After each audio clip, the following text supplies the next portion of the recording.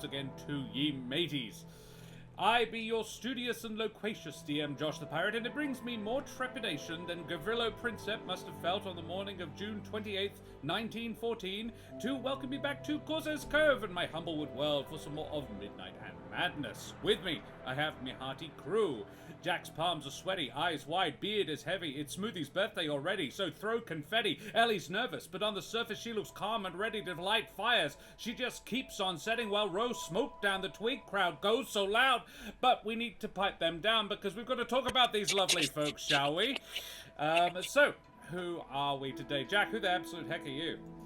Hello, I am too white to continue on with a rap, and none of you need that. But and to be honest, that was a little offensive in the general sense. Amazing, though.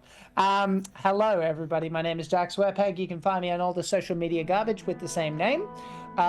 We do a whole bunch of different things there. We're doing video game potluck, where we're playing a variety of games from Darkest Dungeon 2 to Blood West, which is kind of Doom meets Thief in a kind of old school 3D 1990s kind of look. It's fun. As well as various tabletop RPG one-shots. In fact, for International Women's Day, I won't be there. I will be there hosting the thing, but it will be an all-femme presenting cast running my sister channel, Den Mother Plays' own Call of Cthulhu adventure, Durian Hotel, which is set in the Philippines where she is from. So if you want to check that out on Thursday, 7:30 p.m., go and check that out there, and appreciate your support. Love it. And Ro, who the heck are you? Hi, I'm Ro. I'm a Perth or Boolaloo-based educator and theatre maker. You can catch me here on Mondays, and you have. Well done. I am also over on Jack Squarepeg's YouTube, where I have been seen gallivanting across the Western world. In addition, over in the chat, I'm struggling with words today. Chat. That's what that thing is called. There is a link tree that leads you to all of my things. I've got Instagram. I've got a Facebook for my production page, which is Ro Productions. And I've got some videos of previous episodes from both Corsair's Cove and Jack Squarepeg on that link tree as well. So go check it out. It's fun. Lovely. And I be Josh the Pirate. You can find me here on my channel, Corsair's Cove, where I run D&D and other RPG-related games with my lovely wife, Karen, the mother of bunnies, and all my splendid friends. In fact, if you want to catch me somewhere else, this week on Friday night, I will be over on the Lorites channel, I believe with Jack, though I'm not certain on that one, for some more Vason. Did we confirm the date? I believe Thursday? I think so, Friday. This coming Thursday? I think it's Friday. Friday. Yep. This That Friday should be and fun. the next two after that, for another Vason adventure. This one set very much, I believe, in the castle itself, actually, Castle Hillenkreuz. And that's going to be rather fun, very claustrophobic feel, apparently. So horror themes, a warning.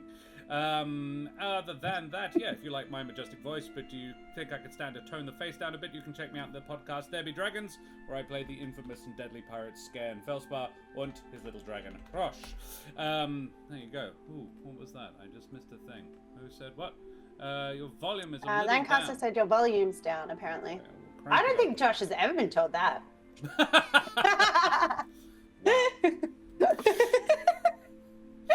Anyway, we're going into Castle Ravenloft. I'm sure that they won't have 100 extra HP. No gargoyles collapse on Celinox. Josh knows I love him. Yes. Ro's known me long enough to get It's away with because that I'm kind of bullshit. So sweet most of the time that I can say shit like that. Ducted to say hellos. Piggalek, thank you very much for joining us. So, guys, and we actually didn't confirm this, but talk amongst yourself quickly who is prepared to do the recap while I talk about the Ukrainian people. Because if you have any spare pennies in your digital wallets, it would be very cool of you to consider ducking it over to the Ukraine. There's still a war going on there, regardless of how much some people might want to pretend it's not. And if you have any spare pennies, it would be awesome if you could chuck them at them, because apparently some major powers are deciding that, actually they don't need any help anymore, and they were probably the people who started it in the first place, which is horseshit. So there's that. Thank you very much, you bloody champions. I would also like to take this moment to acknowledge the traditional owners of the land we are streaming from, which in my case is the Wujak Noongar and the Wurundjeri people. We pay our respects to the elders of this land that we live on. We are privileged to be in a country with more than 60,000 years of continuous culture, which includes a rich history of sharing stories just like this. I'd also like to remind you guys to please like, follow, and subscribe to all the things, you bloody champions. We have all the exclamation marks socials. Yeah, good. I didn't mistype it. It took a little minute. We have a YouTube where you can check out like all 190 odd episodes of Humblewood previously. Ooh, almost 200. It's very, very close. Yep. And I need to figure out what the fuck we're going to do for the 200th episode. It might be a crossover. Ooh, is it us? Shit's getting real. Is it going to be us? Well, Yay! I'm not. I think it probably will be at least some of you guys. If you're free, and we have a Discord I just got if you wanna cut join. because I say me things. So yeah, it all depends on how things occur, how things things move forwards in the next season, which is exciting. Yeah. I don't know about that shit. I think that's all the things we need to talk about. It's the final level. It's a possibility, is all I'm saying. Bad things may happen. We are affiliated with a couple of wonderful groups of beans. Wooten Forge Gaming Accessories create things like this gorgeous Jarrah Dice Keeper, in which I keep all my dice. It's a very good place to keep them. Lovely things like that. Check them out, wootenforge.com/Corsairs Cove. And we are also affiliated with Trolllord Games. The wonderful beans over there are the creators of the Castles and Crusades system, which runs on the Siege engine. It's an excellent TTRPG if you're looking for something other than the mainstream D&D-ness. You could also check out some of their other works over there as well, and some of the last works of the great Gary Gygax, our TTRPG Lord and Savior TM.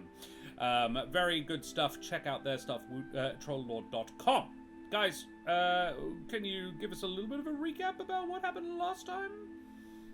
Yeah, I don't have anything written down, but when last we left our heroes, we essentially began to plan our efforts. That was the majority of the episode. We began to plan what we were doing and how we were going to do it. The big matter of contention, if you will, was trying to organize the dragon skull theft, because that needed to occur, and ideally it needed to occur before we got into any kind of confrontation with Strahd.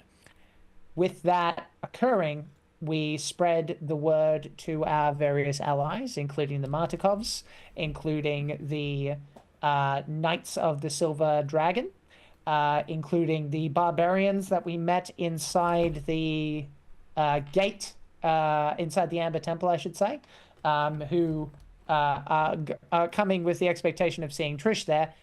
Yeah, it's fine. They can be angry, and we'll point them in the direction of where they can use their anger. That's fine with me.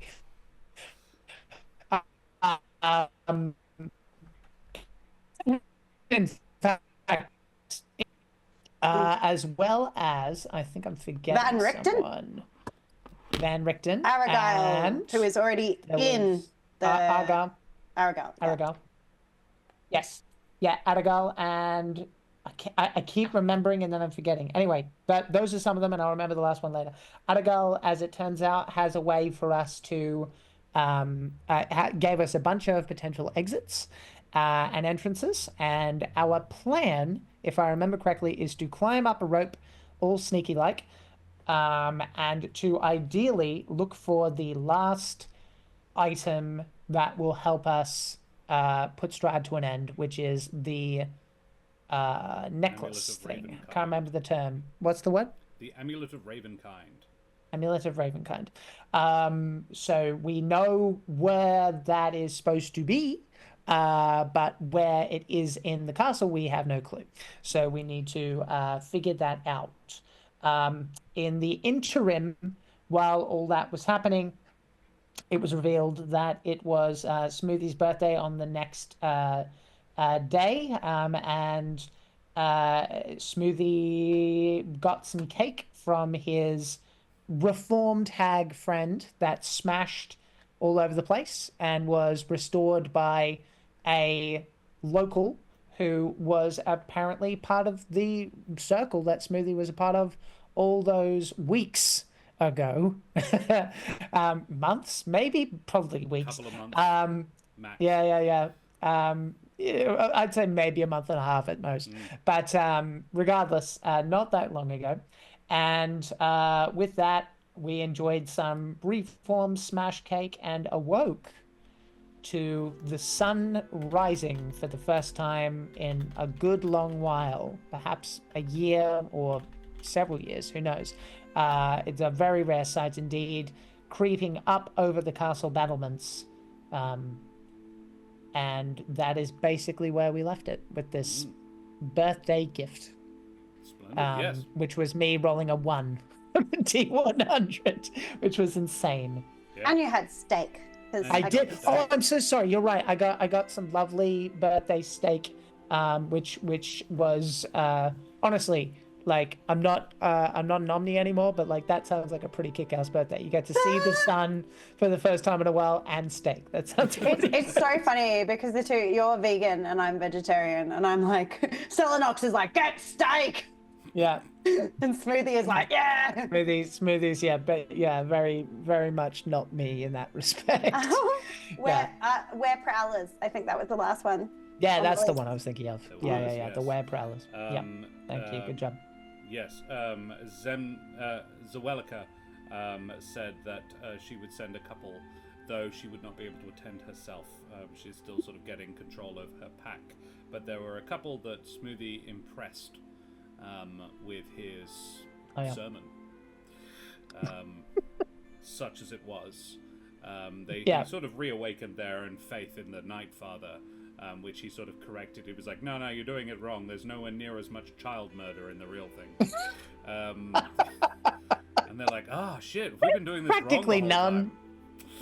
You know? Almost none. It's like Almost none. Never zero necessarily. The average like, is never zero, been a but long the time. mean is usually zero. You know. Got a lot of text to go through. There could have been something, but we're pretty sad. All Old Testament Titan was very different to New Testament Titan. Yeah. In fact, I have been obliged to go into the sort of the Old and New Testament of that recently because I've been chatting with a new fourth player that will be coming in the soon times. But I don't want to spoil the surprise.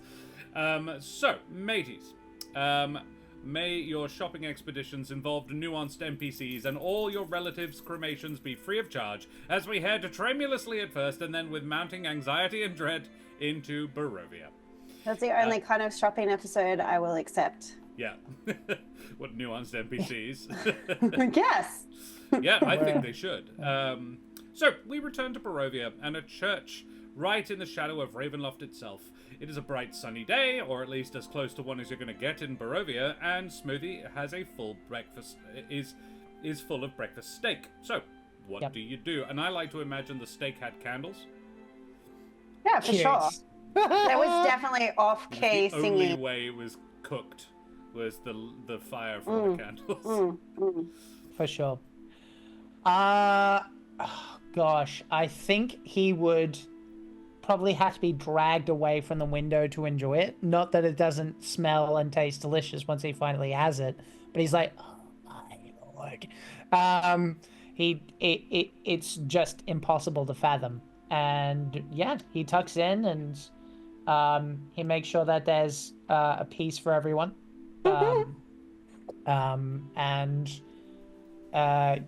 He would then just kind of go, okay, so we're going to run them? What?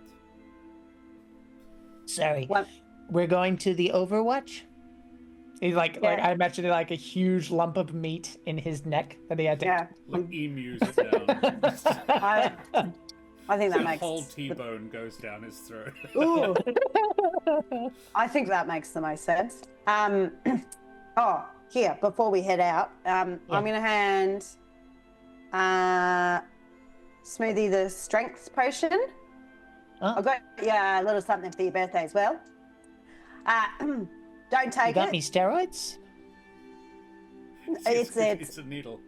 It's a It's a syringe. It's a syringe. you know, when we're going into a really intense battle, it's just nice to be prepared. All right. Yeah. So if you need a bit of buffing up. Sure. And Okay. I'll hand him a health potion as well. What kind?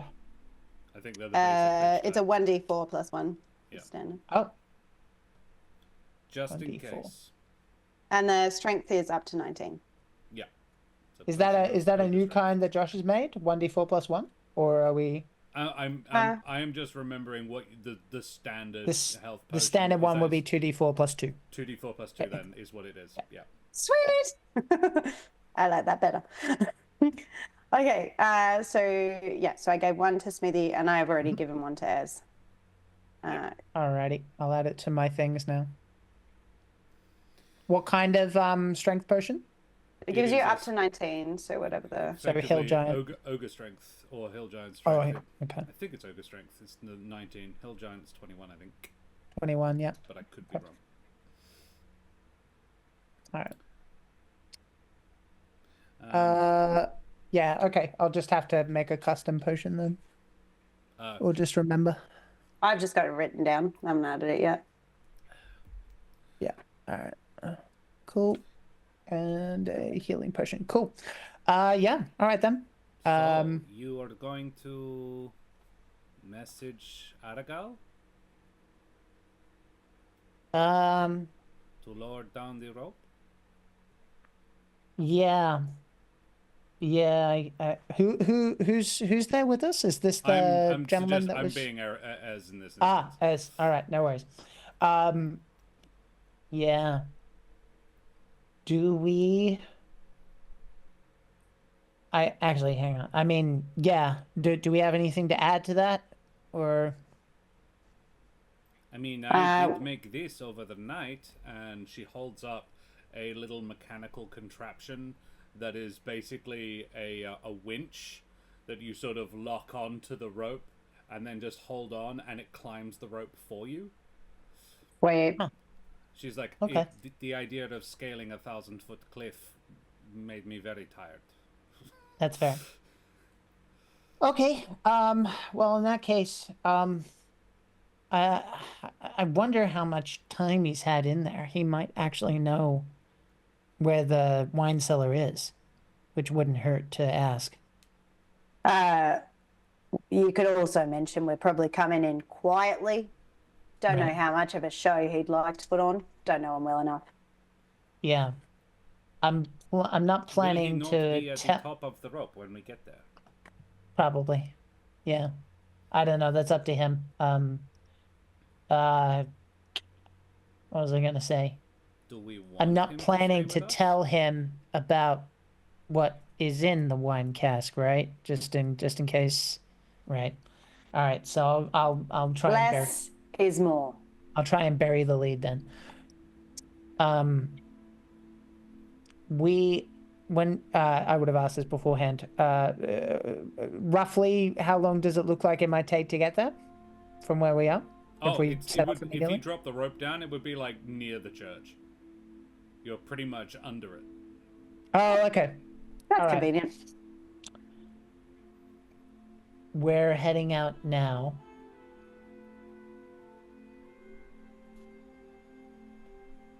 Put rope down.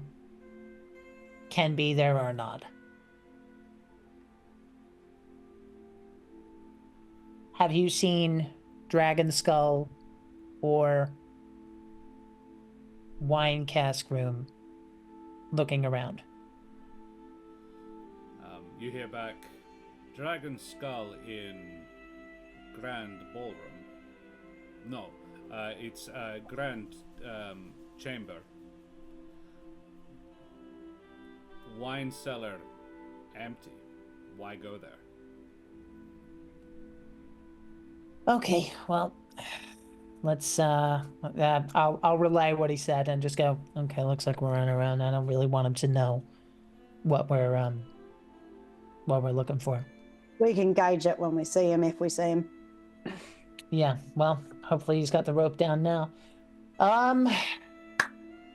Okay. I'm going to take a quick second to just make sure my spells are what I want them to be, because I have to assume I might not have another chance. So Yes, long rests talk amongst yourselves. are a maybe at best in Ravenloft. I mean, just leave. Come down and you can go back in now that if you've got the rope. If you just sort of leave it there and disguise the top of it, you can come and go as you please, or pretty much, as long as you're somewhat subtle about it. Ez has manufactured this little sort of clockwork contraption that she is winding up with a large key.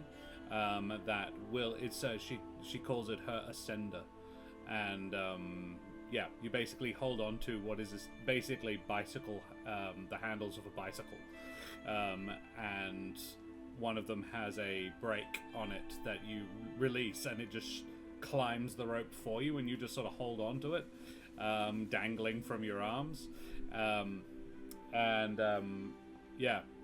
when you get to the top, you unclip it, or you reverse it, and then just send it to roll back down again for the next person.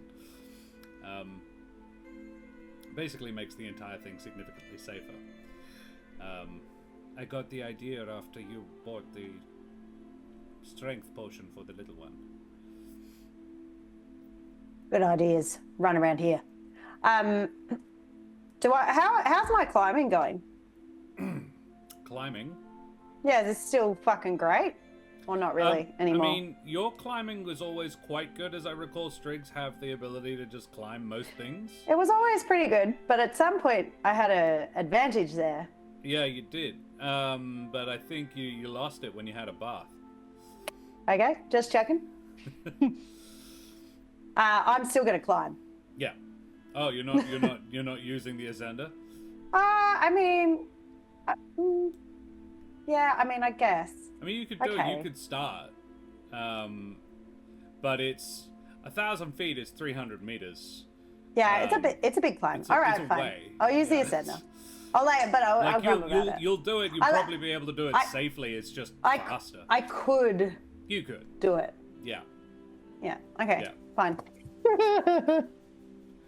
I mean, if you started at the bottom, I tell you what, if you wanted to start when the first person goes up, and like I'll go third, and then you start climbing after the first person goes up, you can make an athletics check to see whether or not you beat either of the two of them up the top, like with your climbing skills, if you want to do that.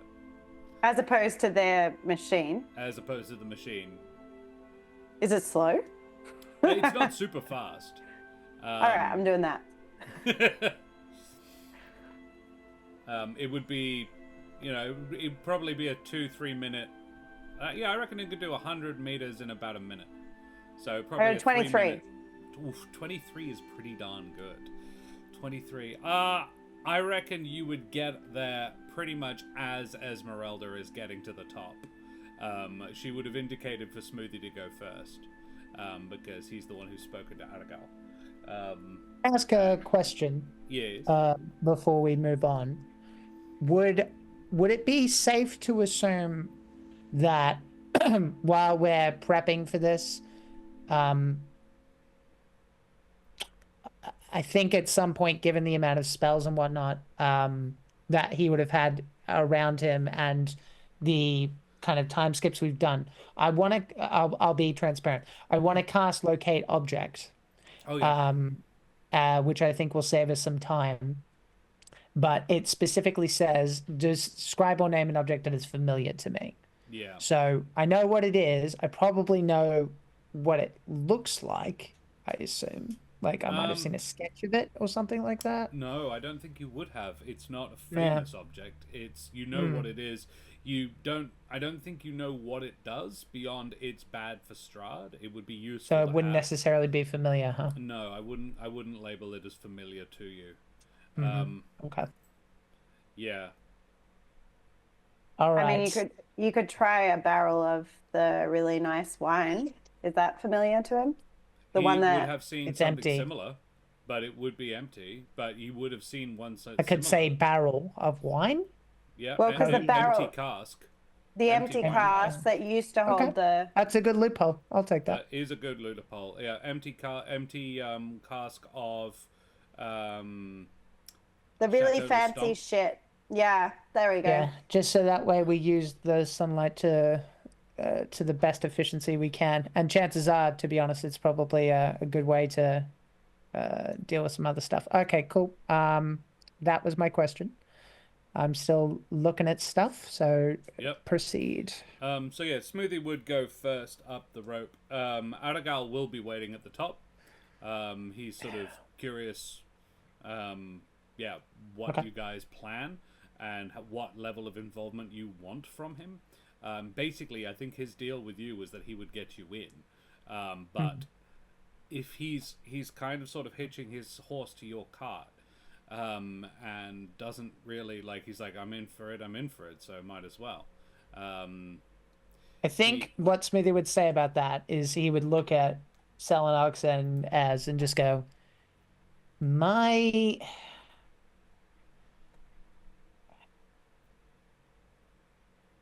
I want to trust him, but one, I don't know him, and two, we've literally been warned about him. So whatever we put him up to could be bad, but if we don't give him something, he may just tell on us. Why don't we just keep him with us? If he's That's why keen to tag along.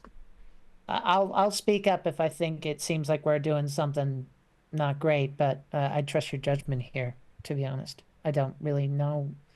Like, I'm not used to dealing with people that I've been warned about magically. So, I don't really know what to do about him. I mean, he got us up. Yeah, that's true. I'm going to look around. Is being had on the lookout, and Aragal At the has bottom. gone off to scout, leaving the three of you to discuss this while, or is this happening before you go up? Probably before. Oh, in that case, he hasn't got us up. Yeah. If he gets us up, Well, then as you say we'll that, chat. the rope lands, like the Right. coil of rope lands at your feet. Yeah. All right. All right.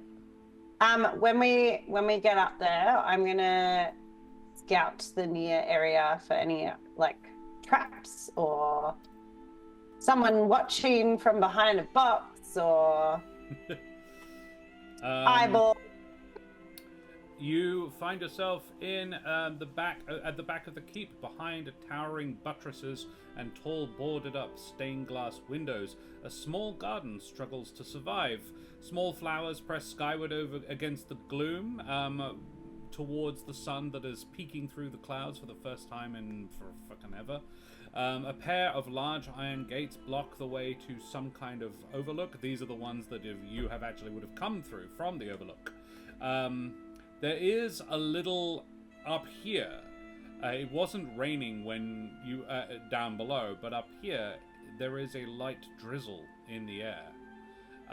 The light coming from the sky. It's still there is still the clouds are sorry, the sun is still shining, but it is. I think Smoothie particularly is very attuned to it right now, and it is not as bright up here. Okay. Objectively closer to the source than it was below.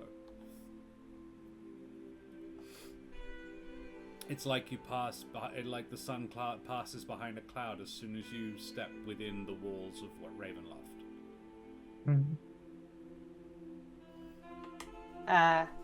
Smoothie, you're gonna do that thing where you find out where the thing is. What? Oh. How do you do this every day? What? You've got a machine, mate. Yeah. Just pull let the it do the finger- work for you. Pull the Oh, button yeah. on the handle. Button. Ah! There you go. Yeah. Okay. And she's just standing underneath, like there. There we go. Okay. I was gonna say. Don't let he's go. taking one. Ah! What was the question, Rose? Sorry. Oh, I thought Are you going to do that thing where you find out where the thing is?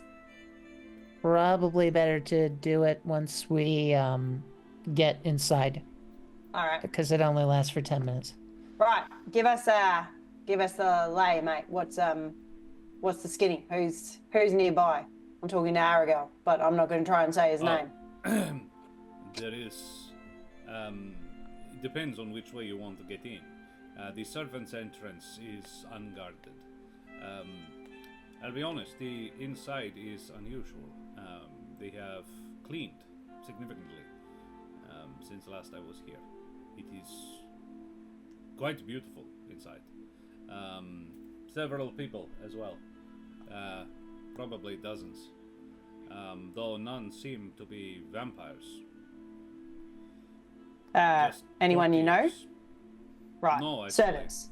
Servants, courtiers mainly. There are some servants though. It's like a party. Maybe Right. a low-key diplomatic function. That sort of thing. And anything, the party, it was like a normal party, yeah? Like they're having drinks, having a dance, not... Not dancing, just sort of, I think more, the impression I get is that he was sort of cleaned himself up a little bit. That normally, there are many denizens in this place, unsavory folk for the most part, and many who oversee different parts of his land. All are gathered. But none. I got the occasional look, but none seem particularly interested in me. Right, but you would normally be here. But this is my point, yes. But my arrival would still be greeted with some note. Right, because everyone's here. So you must be here because everyone else is here. Quite. But I'm not sure we have necessarily the same cover. This is true, which is why I was proposing to put you in through the servant entrance. Right. Like all castles for the rich, this one is riddled with corridors and doorways for the unseen to move unseen. And where's this grand chamber? Is that where the party's happening?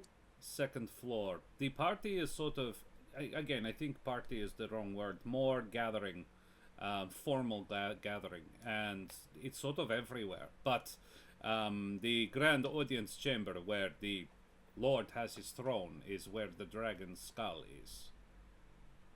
That's on the second floor, on the far side of the castle. And all right. What about the cellar that you mentioned? Find a stairway that leads down. I'm afraid I have not scouted that. No worries. Yeah, you But reckon down, it's worth at least us? one floor. Is there servants' quarters where we could maybe pick up some kit on the way? There are quarters. I don't know about kit. What are you looking for? Like a servant's outfit? Oh, yes. Probably. I mean, these people don't see those people, right? It would render you somewhat invisible, yes. Cool. So, servant's entrance, go past the quarters, pick up an outfit, and then go from there. Hey? What would you Sure. have of me?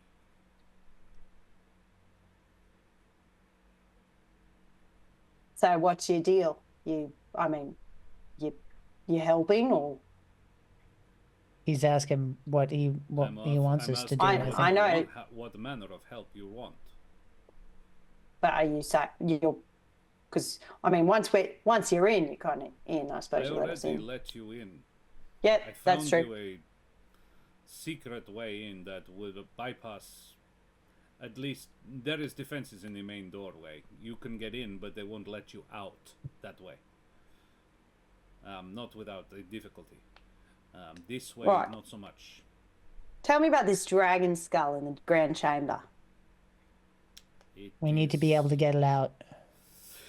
Well, the chamber is perhaps 60 feet wide, and it sits on a wall, mounted on a wall, looking at a large window. So you would have to get it across the room and through the window would be the quickest way to get it outside of the building. I would imagine the 60 feet, it's 40 feet, I apologize, 40 feet wide. And it would be very heavy, comfortably heavier than I would have thought even the four of us could carry. Though it may be lighter than it seems. But 10 foot to a side. Though flat, so not protruding into the room half the width of the room. How's it held up? Iron bolts to the wall. Steel bands wrapped around. You can find a way to loosen those. We've gotten word to some bird friends, and I imagine they're bringing their whole bird army to carry it out. Right. Loosen. So that room is fairly full of people. Yeah, Right. that's the challenge. So we either need a distraction so we can do it ourselves, or we need something big and something long. So if there's some sort of party, I don't know. How about we go for the other thing we're looking for? Yeah. That might be more subtle, and then big distraction, and go for the big thing. Yeah, come along with us and we'll figure out what what we have to work with. That hopefully something will come up to us. But Yeah, cellar. We're heading for the cellar after the servants' quarter. Get some kit. Yeah. And if anyone asks when we're walking by, you can just we're helping you with something I have hired extra servants. for the special event and all. Yes. what special event is this? And what's the it celebrating? master has declared that there is one coming soon. A large event. The word he used I don't know, but implied it was important to him personally. My impression was a wedding or Right. something similar. So maybe he likes his new friend a lot. He does have a new lady. What does she look like? He describes what was Mariska. Veriska. Is it? Yes. Well done. Yes. I was he pretty impressed with my describes the golem. I mean, she seemed to like him all right too, but Very pretty. Doesn't talk much. No. Okay. Cellar. Let's go. Very well. Alrighty. You proceed indoors. 23. Dim light filters in through a dust-caked window in the east wall. So yeah, you have to head around the outside. The space you're coming into, you're actually looking at an area you would guess. And Celinox would probably be able to the one to make the best guess. This is actually a chapel. The windows are, a few have been boarded up, but most are stained glass. And Celinox has seen similar in Alderheart. The Grand Temple of Alderheart has similar, though those ones are created with leaves, and it's the veins in the leaves, and it's semi see-through, and yeah, very pretty. You gonna do the thing, Sirenscape, that I asked you to do? Yeah. You gonna do that? Speaking of Sirenscape, is there a link I could get, please? Oh, sure. Share audio. There we go. He's in chat. In the Thank you. Discord.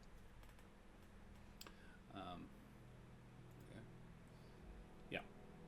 There it is. Cool. What were we saying? Then you coming towards this, you are heading due east from the overlook and heading around to the north.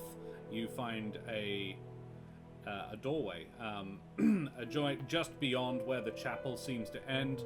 You find a doorway heading in, and heading through this door, which is not locked, though it would seem the door and the handle particularly are very old and rusty, and it looks like Aragal had to sort of jimmy it open.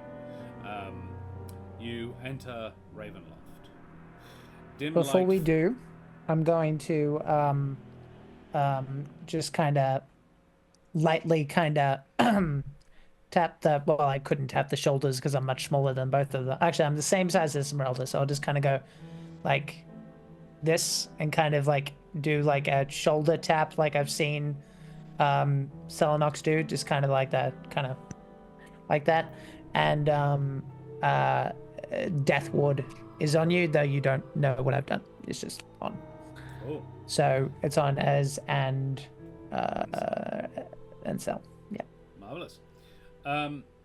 Dim light filters in through a dust-caked window on the east wall. A door next to the window leads to the castle's northeast courtyard, which you just came in from. On each side of the door, a skeletal figure draped in gleaming chainmail stands sagging at attention, holding a rusty halberd. Everything in the room is coated with dust, including a large, heavy table in the center of the floor. A thick book lies open on a desk with an inkwell and quill next to it. There is a broken door in the north wall, and a staircase in the south wall. In the south, plunges into darkness. Running along the southern staircase is a narrow passage that runs for about 40 feet. Halfway along, the ceiling drops so you almost have to duck to travel on. And at the far end, you can just make out the outline of a door. So you've got north is a doorway to another room, south is a doorway to a different room through a very long narrow passage, and next to that passage is also a staircase that leads down. Does the book look like it's been touched? Make an investigation check, please.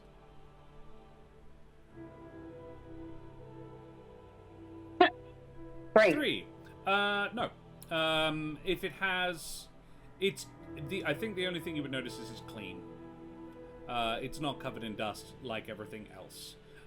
However, Aragal would say, I opened to have a look. I was curious.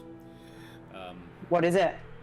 It says on the front, on the inside of the front page, it says in weathered and brittle handwriting, please register for your own convenience and that of your next of kin. The book is more than half filled with names. Most of them are illegible.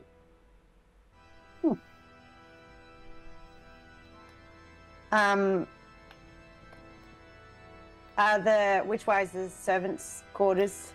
He gestures to the northern door that he broke down.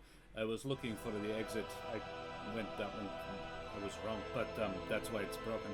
No violence occurred in here. That's, I think, where you want to go to find servant attire. I am recognized, so I don't think I will change if that works for you. Yeah, fair. Heading into the servants' quarters, you find broken furniture and torn cloth are strewn about this 24 by 40-foot room. Dim light comes from a pair of dirt-caked windows in the northeast corner. A narrow staircase with no railing ascends along the north wall. There are, however, also several, triple-high bunk beds along the eastern and northern walls, each with a little footlocker at the front, and there is a single wardrobe along the southern wall, which, when investigated, contain about a half dozen various suits of clothing, that would be appropriate to sort of a footman or a palace servant. It's a sort of a rich velvet overcloak with overcoat, breeches to the knee, and then stockings, patent leather shoes, and a powdered wig. Oh, fuck off. All right. Celinox is gonna. Yes, fine. I'll put it up. She puts on the outfit, but she's gonna like all of her armory. Like she's just that kind of like, you know, it's like there's pockets everywhere. She's making pockets if there's not pockets. There's things everywhere.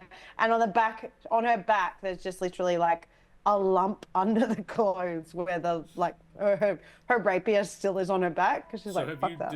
Have you taken your armor off? If I can I fit it under? No, is my question. There is no fair. way you could wear, because you're wearing plate, aren't you? Yeah. No, plated goes on top of clothes. You could possibly try and find guard clothing, like a surcoat or something that would make you look more appropriate if you wanted to maintain your... he says you won't find that here, but if you want to wait, I can perhaps go and find some. Or you can come with me to the battlements. Can I just be your new bodyguard? Do your bodyguards normally wear... I am Vistani. We don't have them. I guard myself. And he kind of looks at Smoothie and says, no offense, but any self-respecting Vistana relies on their own strength. I'm not a self-respecting Vistana, pal. Then you will not be offended.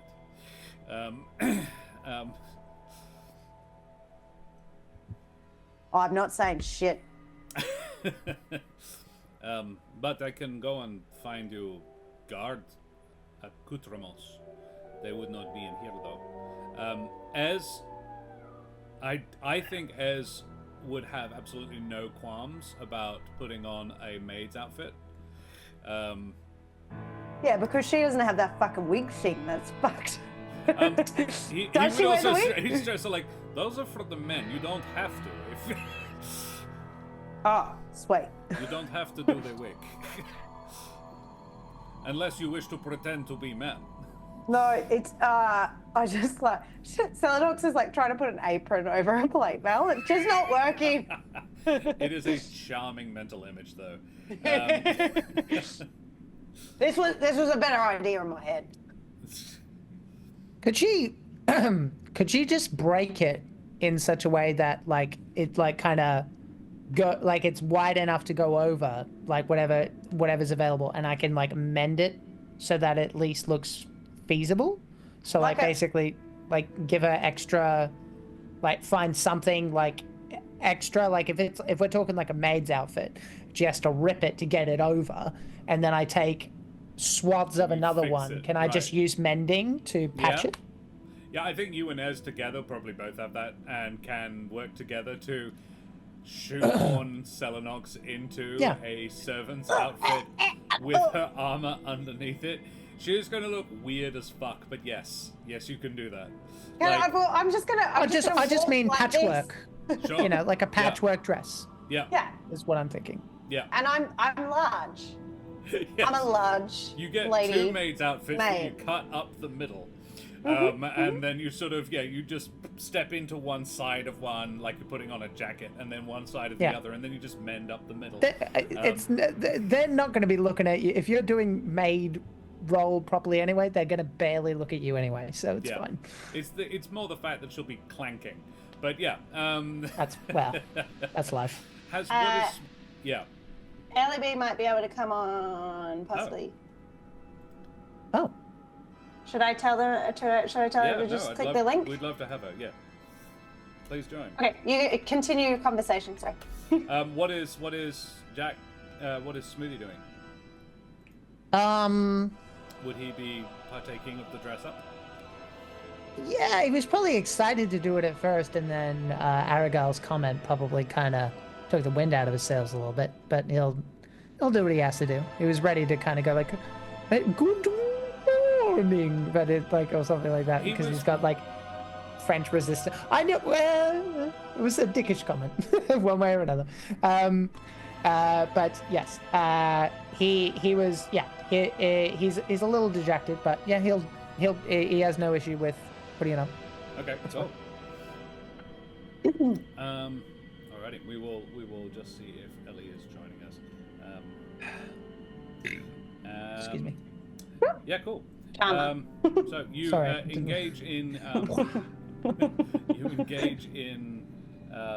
disguises, and you are heading into the. Are you going to do a once around of the place, or are you going to go straight into the basement?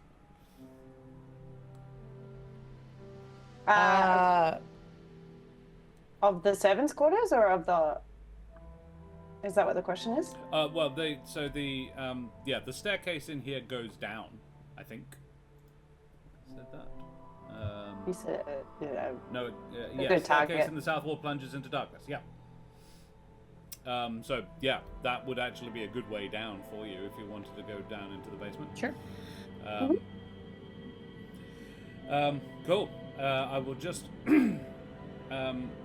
might just put us on a break for just a second, get LEB in and sorted, and then we will continue.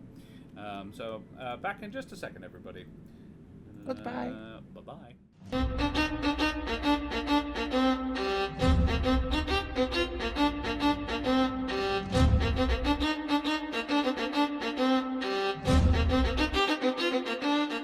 Found an LEB! Yay! Yay! Jet lag is a thing. But it's okay, and so is she. And I even introduced her, even though she wasn't here before, so you still got a cool rap about you. So yes, Esmeralda and the gang are in... Cool is a moving target there. Are in Ravenloft. I wasn't going to say anything, but... you guys No, I love the rap. I love it. What does this tissue and Josh's rap have in common?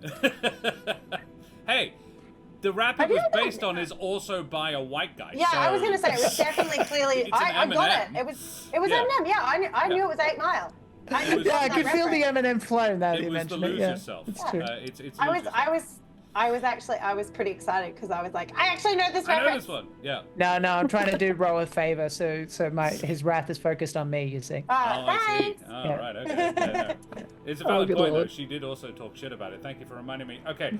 So the gang has ascended with the help of Esmeralda invented an ascending device, which is basically a bicycle handles connected to a cogwork wheel that basically just you latch it onto the rope and it pulls you up. I was getting distinct ET vibes there for a minute. Yeah. More of a Batman style thing, actually, I think. Yeah. Excellent. And they got Ez and Smoothie used that while Celinox was like, no, I'm climbing. I can and I'm gonna. And does so remarkably quickly. Just sort of scrambles up the rock face while you guys this is easier, but at the same time that does look fun.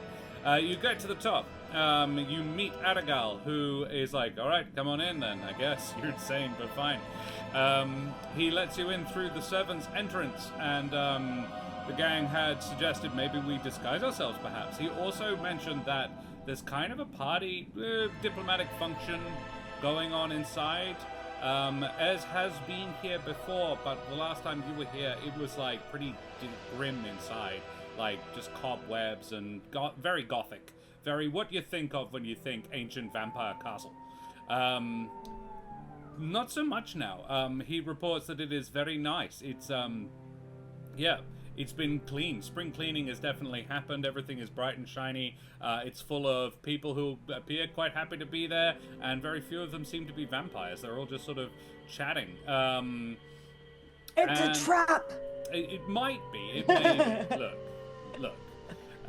So you go in, and Adagal shows you to a servant's quarters where Celinox has been copy-pasted into a maid's outfit over her plate armor. Smoothie, are you rocking the fancy wig and everything, or have you gone a? If that's what it takes, yeah. I love that. Yeah. He wouldn't have a problem with it. He's secure in himself. Yeah, you're Stay leading tuned, hard mate. into the footman sort of. So, cream breeches, deep red velvet jacket. In his head, he's just going, "Oh my, look at the time." That's all he's thinking of. The white powdered wig with the coils of hair on the side and down the back a little bit. Would Ez have indulged in dress up, or is she's like, no, I'll just cast invisibility. You guys are idiots. Like, what's going on? To be fair, probably just invisibility. Like, she's not big on this whole dress up shenanigans. Like, nah, I'm too done for that. Very well then. So Ez doesn't get changed. Mind you, Ez is dressed a little bit like a Vistana anyway, and Aragal hasn't gotten changed either. So, yeah, of the three of you, she's the one who wouldn't stick out like a sore thumb. Cool. Alrighty. Well, you head down the staircase then, and you find yourself in room 62. Room 62. The Servants' Hall. This hall stands in deadly silence. Heavy beams support a sagging 10-foot-high ceiling. Fog clings to the floor, obscuring everything that lies less than 3 feet above it. A giant shadow lurches across the ceiling as a dark figure shuffles purposefully down the corridor towards you. They do not appear yet to be aware of you. I presume you were endeavoring to move, not sneakily, but quietly. Subtly, yeah. So yeah, there is a light at the end of the corridor coming towards you. What do you do? Is that where we're headed? I don't know. The corridor, the staircase comes down, and so the corridor heads off. As you're coming down the staircase, the corridor heads to your right, but there is also another sort of area to your left. It is, however, pretty fucking dark.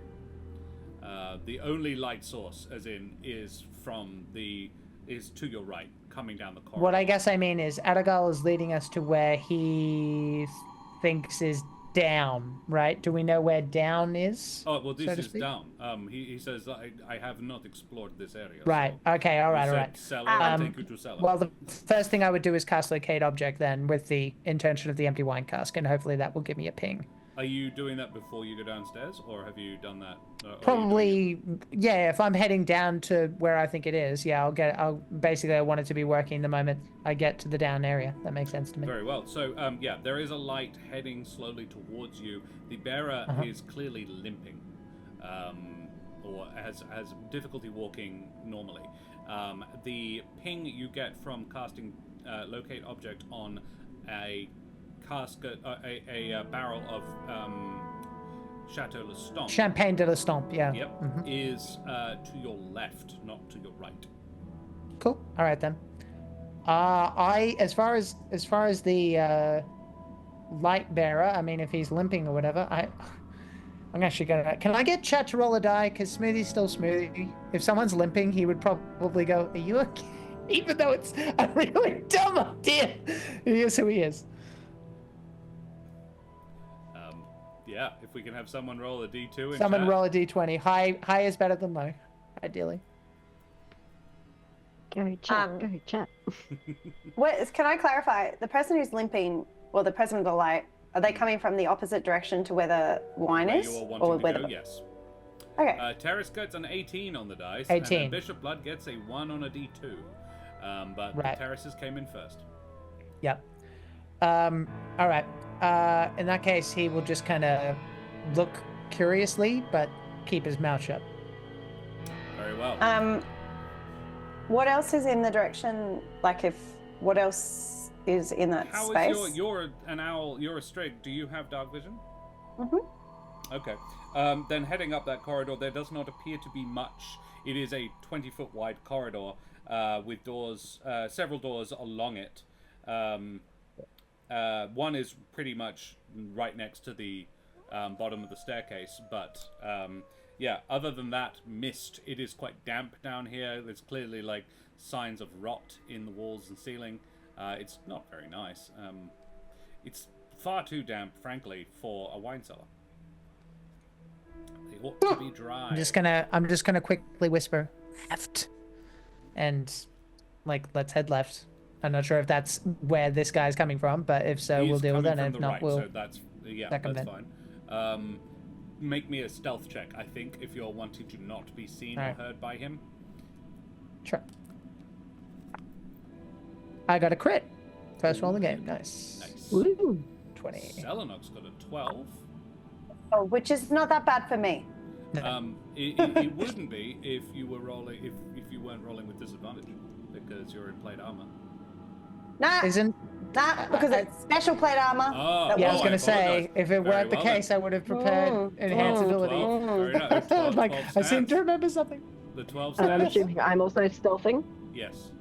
Yes, sir. That's Which would be an Esmeralda was the advantage one if who you're did this. invisible. Are you invisible? I would hope so. If you've cast invisibility, then yeah, you don't even need to make the roll. Yeah. Yeah, that's why I was like, am I stealthing? Yeah. Cool. So an average of somewhere in the high teens, at the very least. Excellent. Aragal is a sneaky motherfucker as well, and I will roll for him. In fact, I will use my DM's inspiration because he just rolled very poorly. Yeah, I was going to say famous last words. He's very good at that. And he- therefore, By the just way, rolled like LEB, while 4 and a Josh is 5. rolling, it might help you get into character a little bit in your estimation of Adagal. He said that no respecting Vistana has people around him, and Smoothie got sad. Okay.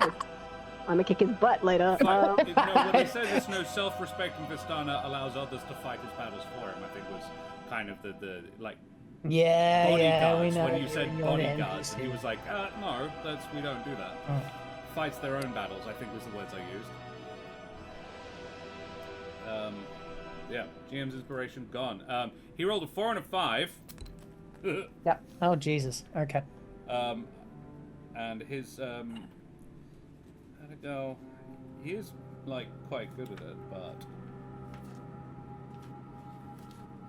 I feel like it's worth noting that my modifier is +4, so it's a 24, just in case yeah, you're doing averages at this noted it. point. I am doing averages, and Aragal is kind of counting on your really good roll to balance out his Yeah. very shit one, apparently. checks out. Oh, I remember. They just used those. Yeah. He got a 9 all up. 12, 9, invisible, natural 12, 9 20. invisible, and a 24. So yeah, it comes out, what, that's about 14, 15. So let us just see how well Cyrus Belleviews. Yeah. You hear, Oh, Cyrus. Yeah. who goes there? He rolled a natural 20 on his perception, I'm afraid. I know this guy. Fuck. Do I like this guy? I can't remember. He was kind of. At the last time I saw him, he was getting really upset because I tried to return. I got your sword from him, and he was like, "Oh God!" And the mutants were going You and have like never met worshiping Cyrus. something. No, it You've was. met another Bellevue. You've met there's a few. Right. Okay. Which I'm one's thinking about Cyrus? I'm thinking about the Abbott's one, but this Yes. is not the Abbott's one. This Yeah. is okay. Oh, This is Okay. not that guy. All right. You've never met Cyrus. The name sounded familiar. who's the one we Bellevue is met what that you're was remembering. the servant of the abbot? Who's that Um, guy? I am just looking for it now because it was a very long Cloven. time ago. His There name it was is, Cloven. Cloven. It is. Cloven. I've just found Cyrus. his picture. Okay. Yes, he's the All one right. with two Okay, heads. quite similar. Yes. Cloven. Right. Okay. Yeah, this is not that guy. All right. All right. So he's definitely clocked us. Yes. As you round the corner, the three of you quite quietly, but Aragal, and he's mortified. He's exceptionally embarrassed. Just stumbles in the dark, and he's like, "I'm sorry, that was me." Just imagine all three of us just going. He's like, "I can go and I'm just find glad it your wasn't me." guard outfit if you want." I'm gonna. It is I, Cyrus. Just here to get another bottle. And the voice goes, Arigal? No Vistana in the basements, you know this.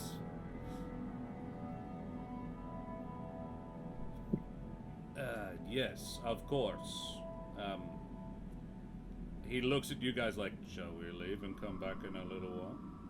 Like, has he seen all of us now, or is he just still staggering towards you, and it's not that far. So if you guys want to turn around and fuck off right now, or do you want to try and talk your way past this guy? Basically, is you have a couple of seconds to decide: do we engage or do we leave?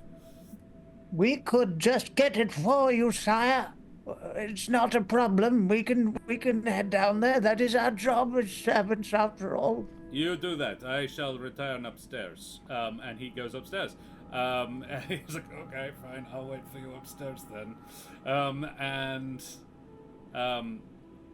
Cyrus stumbles over to you. Cyrus is a bit of a thing to look at. He is quite hunched. He is wearing fairly ragged clothes, hard to make out in the dark, but they are green. He has a lantern, which glows a sickly yellow light, and it casts one side of his face as that of a Mapache. The other side, however, appears to have a beak, kind of split right up the middle. There is feathers sticking out from the side you can't really get a read on. It's animal, the substance. I'm into it. It's good.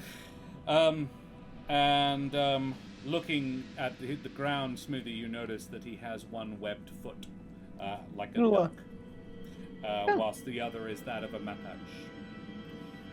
He appears to be Mapache all down the right side, but the other is not so much. More of a bit of a chimera. Most the Bellevues are all mongrel folk, is the term. You don't necessarily know that his name is Cyrus or that he is a mongrel folk, but yeah. Well, you know. Is he stopping us in any way, or he stomps up to you and says, "You seek wine." That was the instruction given by Master Arigal, yes. Why does he require? I didn't realize it was our purview to ask questions, my lord. Are we allowed to ask? Make a persuasion check. That's a valid point. Okay.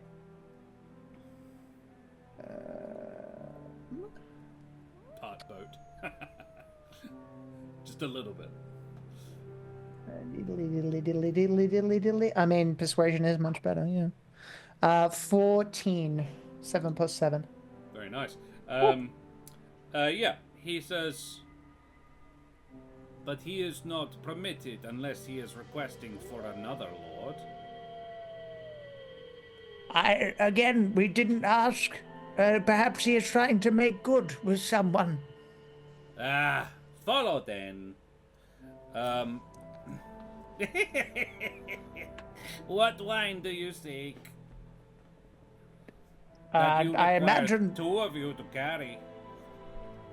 I imagine that the Champagne de l'Estompe is probably the ideal. Of course, Red Dragon Crush will do, as you know.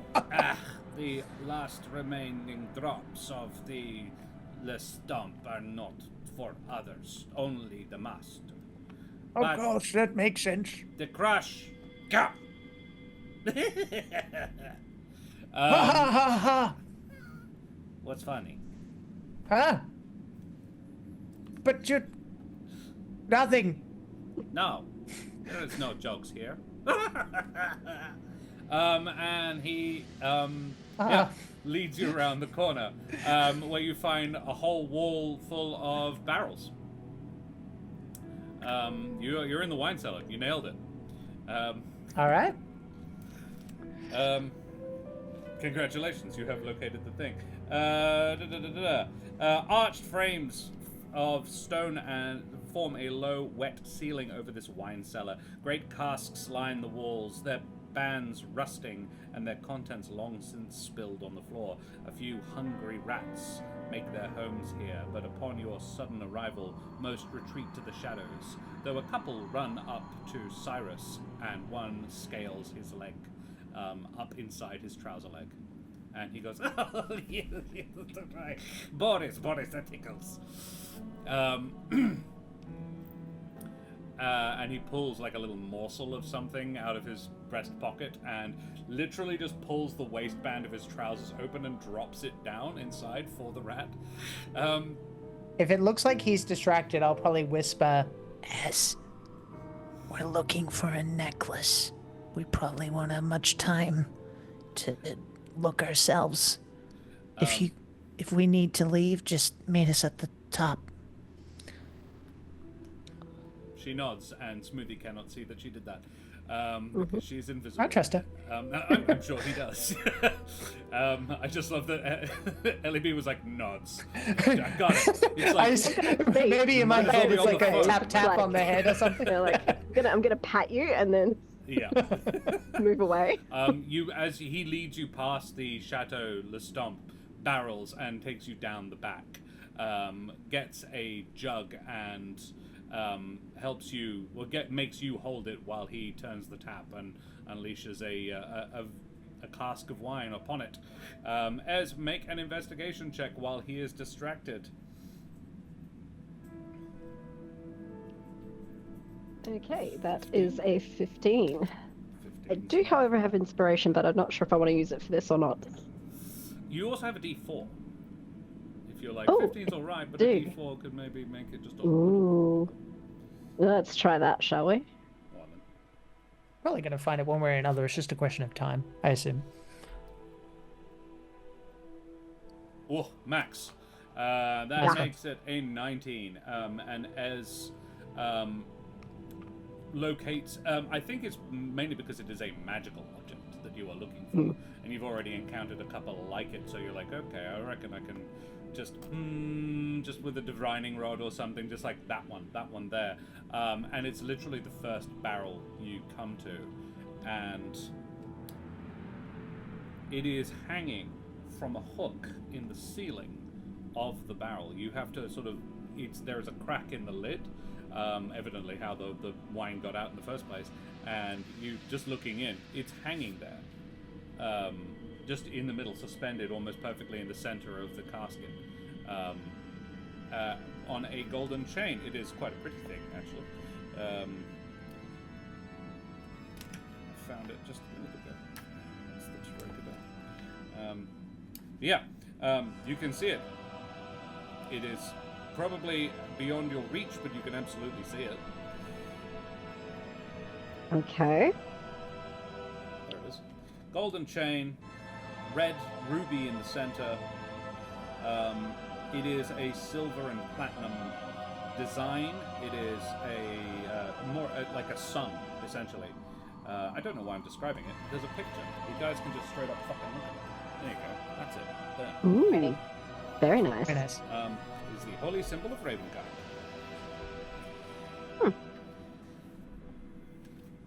Okay, so I can see this thing, but I can't reach it with my hand. Wine casks are freaking huge. This is 12 was considered enough for the entire fucking castle, so it's big. And you're not a particularly tall being, so I don't imagine your reach is more than a couple of feet without a blade or a weapon of some sort. It's just, yeah. Would a leg work? If you want to detach it take off your leg and just use it to hook the... Would a leg work? It absolutely would.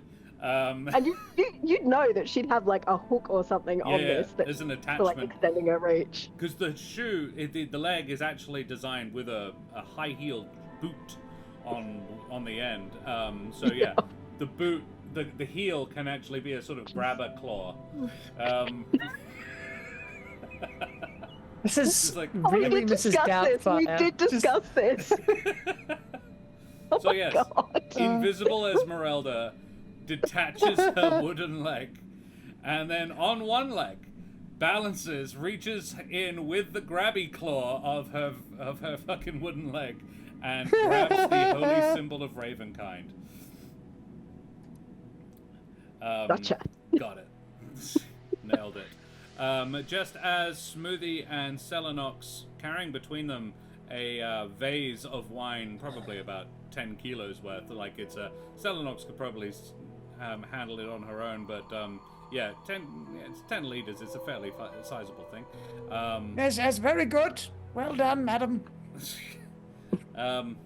He says, next time, just send down the request in the elevator. Of course, just generally, you know, Aragal, he can be a little insistent, you know. I don't know the man at all. Yes. Ha, But very, yes. Go on then. All right, we're leaving now. Yes. Leaving. Good. Have a lovely day. Ez is gonna just come up behind him and just, like, put a hand on his shoulder to let him know that she's there.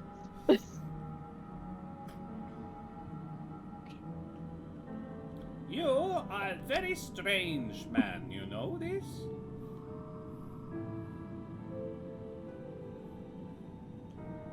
Yes, Good day he to does. Celinox hasn't said a word. It's just like, yes, he does, and then pushes like. But yeah, as you two go, Cel, Cyrus, who never gave you his name, just sort of, see you later, and then heads back down the corridor, and you head back up the stairs. Aragal is sitting at the top, like sitting on the table in the room at the top, and says, I am very sorry. I'm normally better. Ez, Any luck? did you get it? If it looks like a sun pendant, then yes. That's it. Put your hand out. Okay. She's gonna pass it to him, and as soon as she does, that part of the invisibility will drop, I imagine. Wow. Yeah. Jeez. It's pretty. It requires attunement by a clerical paladin of good alignment, but you No, can that's a shame. feel it. You can feel the power of this thing, Smoothie, as it hits your hand. As you could sense it, but this is very much this is for Smoothie's kind of magic. Smoothie, you can tell just from feeling it, it resonates with you. It contains, at very least, the power to turn undead. Okay. I think I need an hour with this thing. What do you think, said Terrace? Yeah, neutral evil. You don't know, I have so many bodies in my basement.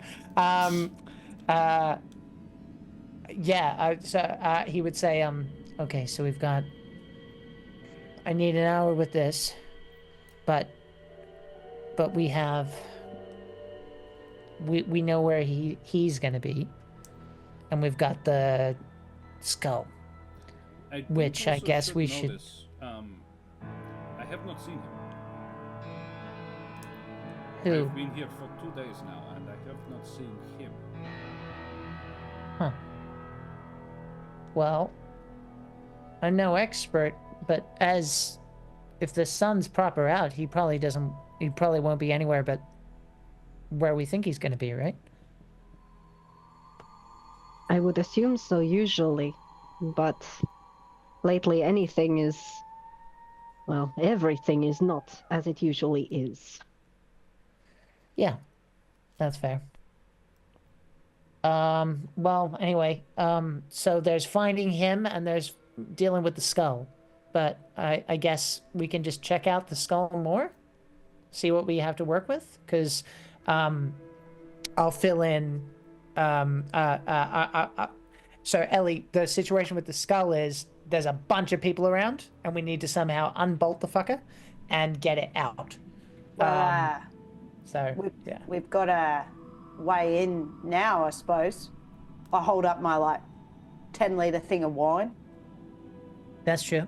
Yeah. Do we want to go straight away or do we want to wait?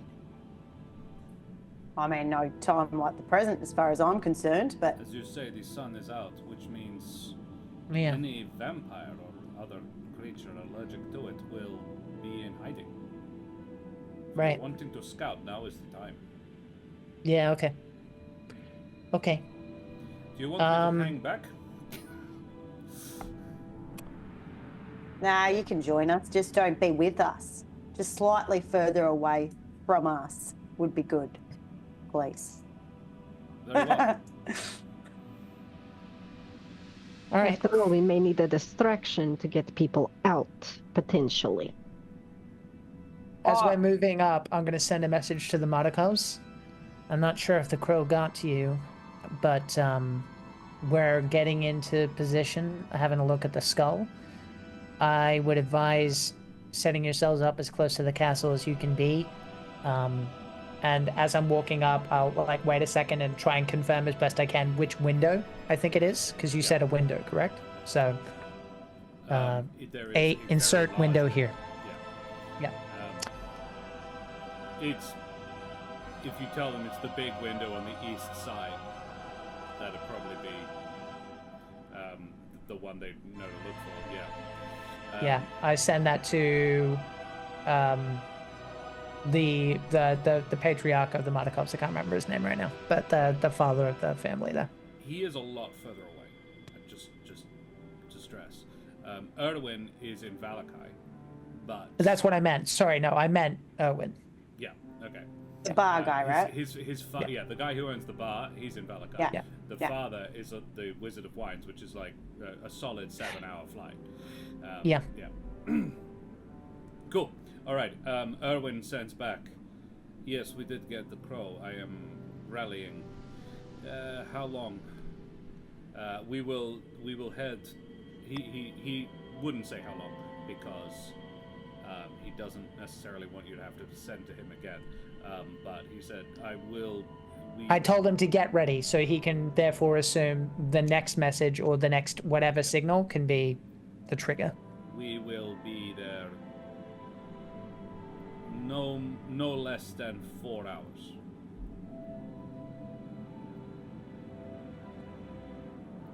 Four hours. Okay.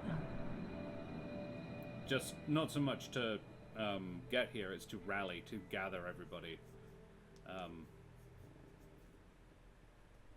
On the way to the hall, are you responding? No? No, Yeah. so No? Okay. On the way to the hall, I'm going to ask Aragol before we get too close. I'm going to be like, how fond are you of that shirt?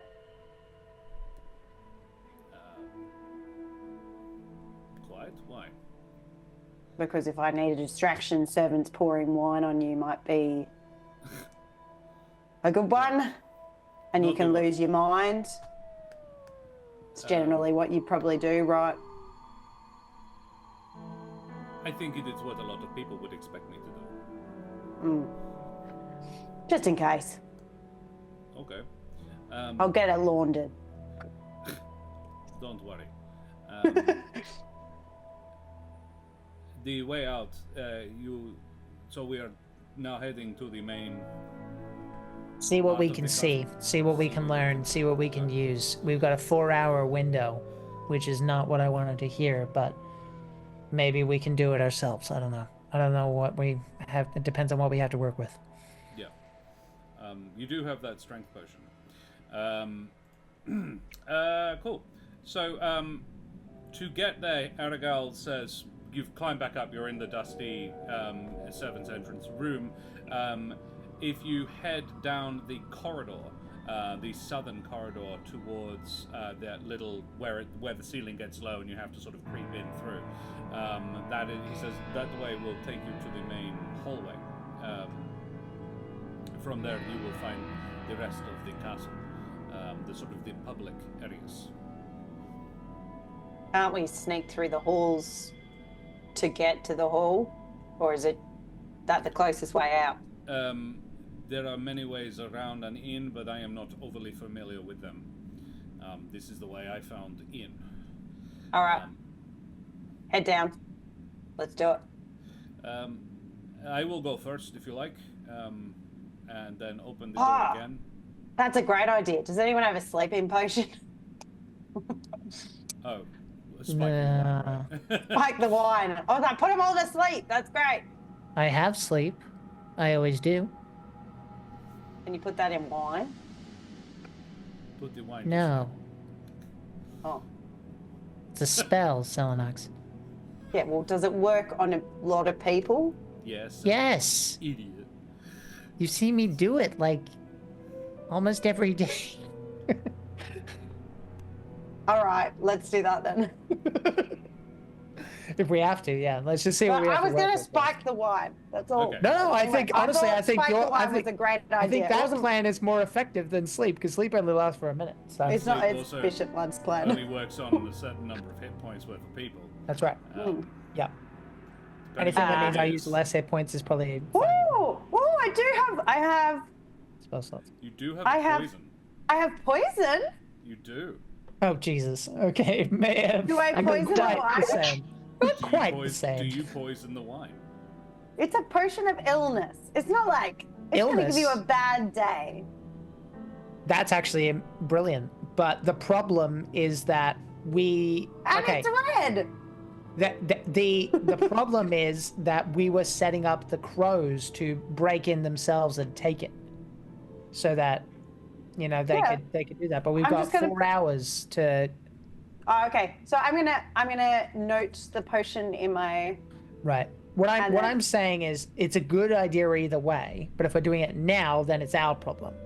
And I'm Yes. not saying that's a bad thing. I'm just saying that we then need to Okay. figure out how to unbolt it, how to get it out, and how to do it without being noticed. Let's do a lay of the land first, Right. and then I don't know how long it will take for that potion to. But yeah, I like that plan. As potentially, you are cleaning it. You take it down and clean it. Ah, that's brilliant. Yeah. I thought you might need No, it's good. your other friend to help. I am willing, but it's heavy, or it looks. You at least it wouldn't looks like you it. wouldn't fit unless you're willing to put on a servant outfit. You'd look weird doing that. I can play dress up too. Fine. I Okay, Just, let's just see what we see. Let's deal with that first. So alrighty. You head out and into an area called the Hall of Faith. This area is a splendid passage, the ceiling hung with silken drapes and banners, life-sized statues of knights in plate lining it on both sides like an honor guard. The rug beneath you is a deep crimson and plush enough to lose a child in. I mean, that's a slight exaggeration, but yeah, like it's rich. You've emerged about halfway up a 60-foot minimum long corridor that runs east-west. In fact, it is 70 feet. Wow, it was pretty close. And at both ends there are large bronze doors. You are pretty much bang in the middle of it, coming through the sort of secret servants entrance. To the east, to your left, as you are coming in, you would guess from what you saw outside, would be the chapel. To your right or the west, there would be the rest of the castle. You would be wanting to head that way. Would probably be your best guess in terms of where you wanted to go. But you can also check out the chapel if you wanted to be thorough.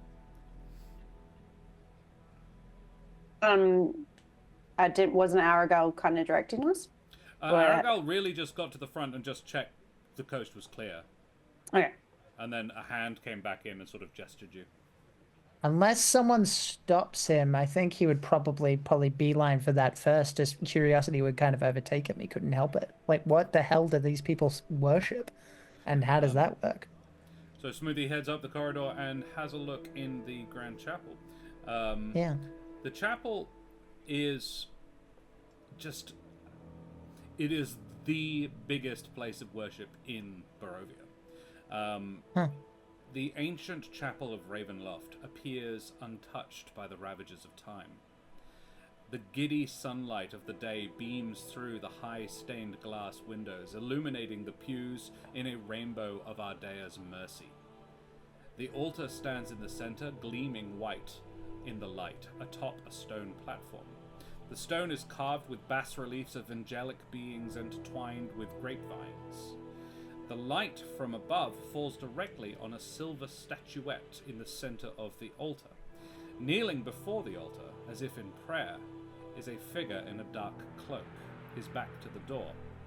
A mace of black steel leans against the altar next to him. And his back is to me. Yes. I'll check to make sure. He's learned from experience that he doesn't want to go too far, otherwise Esmeralda might thwack him. Not seriously. Although. He will check, and if they are behind him, he'll just, what do you want to bet? And he's gonna, like, go for an angle where he can see the face of this person. And he assumes it's a person. What do you want to bet? I don't know. I'm genuinely not sure what Smoothie's like. What do you want to bet? What? I don't know what he was implying, even if the others did. He was speaking to himself. What does he see? Oh, okay. If you sort of skirt around the corners of this room, there are shafts of light coming in through all of the. Every single birdfolk amaranthine is represented in these. Each window is one given over to each. And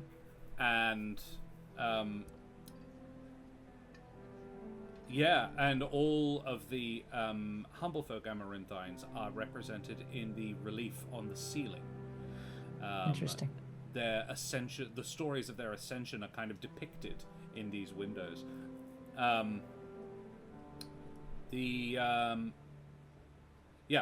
Skirting around the edge, you are still able to remain in shadow if you want to. I'm in character. I'm just looking at. I just want to look at his face and then turn around. I think his instinct is just to walk normally. I think acting shady would probably get him more noticed at this point. That's true. Make a perception check, and you can use hearing. Okay. 9 or 17 plus numbers. Lots. He isn't breathing. 17. Oh, it's an actual figure. I see. I thought it was like a statue or something. No. Okay, it my is bad. somebody in a cloak. Here's where I tell you. I honestly thought it was like someone's like, yeah, let's do a statue of Strahd there front and center in the thing, or his brother. You would guess but I was wrong. You would guess a birdfolk, mainly because of the tail sticking out from underneath the end of the cloak. And also from the size, probably either a strig or a corvum. However, beyond that, it's hard to say. As you sneak around the edge, you can see a beak sticking out, but it's not moving at all, and it's not breathing. Right. Okay, yeah, if I knew that was a person, I probably wouldn't have gotten that close. That feels a little like, what are you doing? Just like, nothing, don't worry about it. I'll kind of take that in. I will kind of, once I see that it's a person, go like, oh crap. Like, if you said he wasn't breathing anyway, it's actually fair to assume that maybe I thought it was a statue. Because it's not moving. Statues don't tend to breathe. No. And I will just turn to my friends and just kind of look all around and go, wow.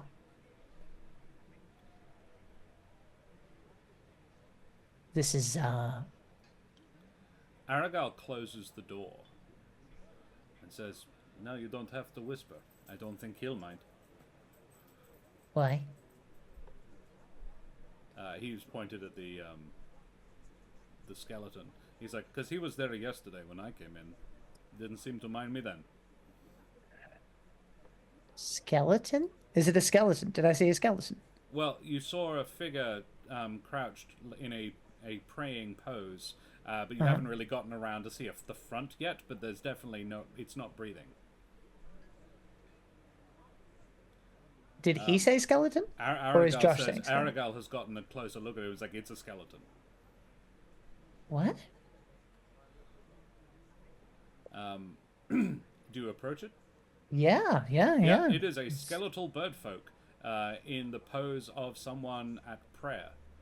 Kind of, kind of. You would.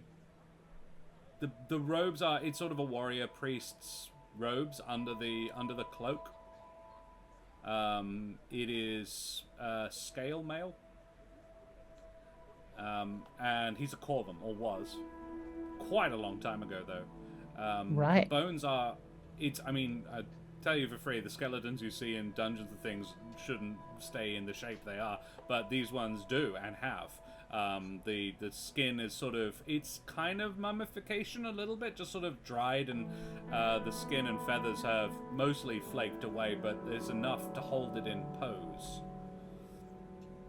More so that it was kind of... It looks a little bit like all the moisture was sucked out of him in an instant.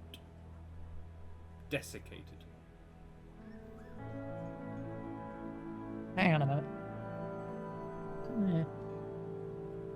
Yeah, fuck it. Lies for living.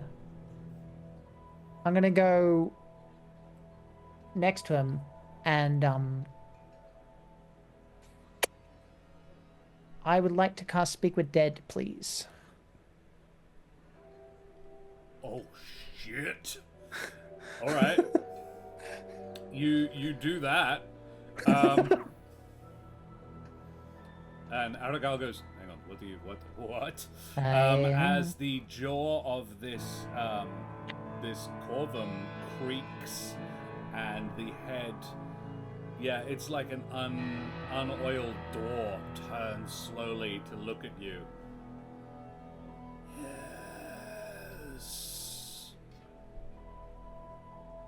Okay. I'm just quickly reading the spell. Yeah. It says...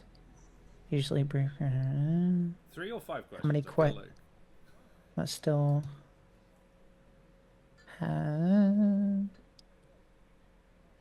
Spell doesn't... doesn't actually say. You grant the semblance of life and intelligence, allowing it to answer the questions you pose. The corpse must still have a mouth and can't be undead. The spell fails if the corpse was the target of the spell within the last 10 days. Until the spell ends, you can ask 5 questions. Okay. What was your name? Gustav Herengast.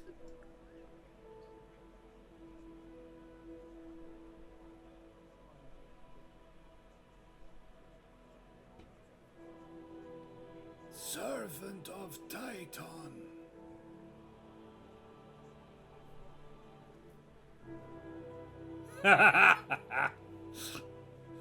What happened to you?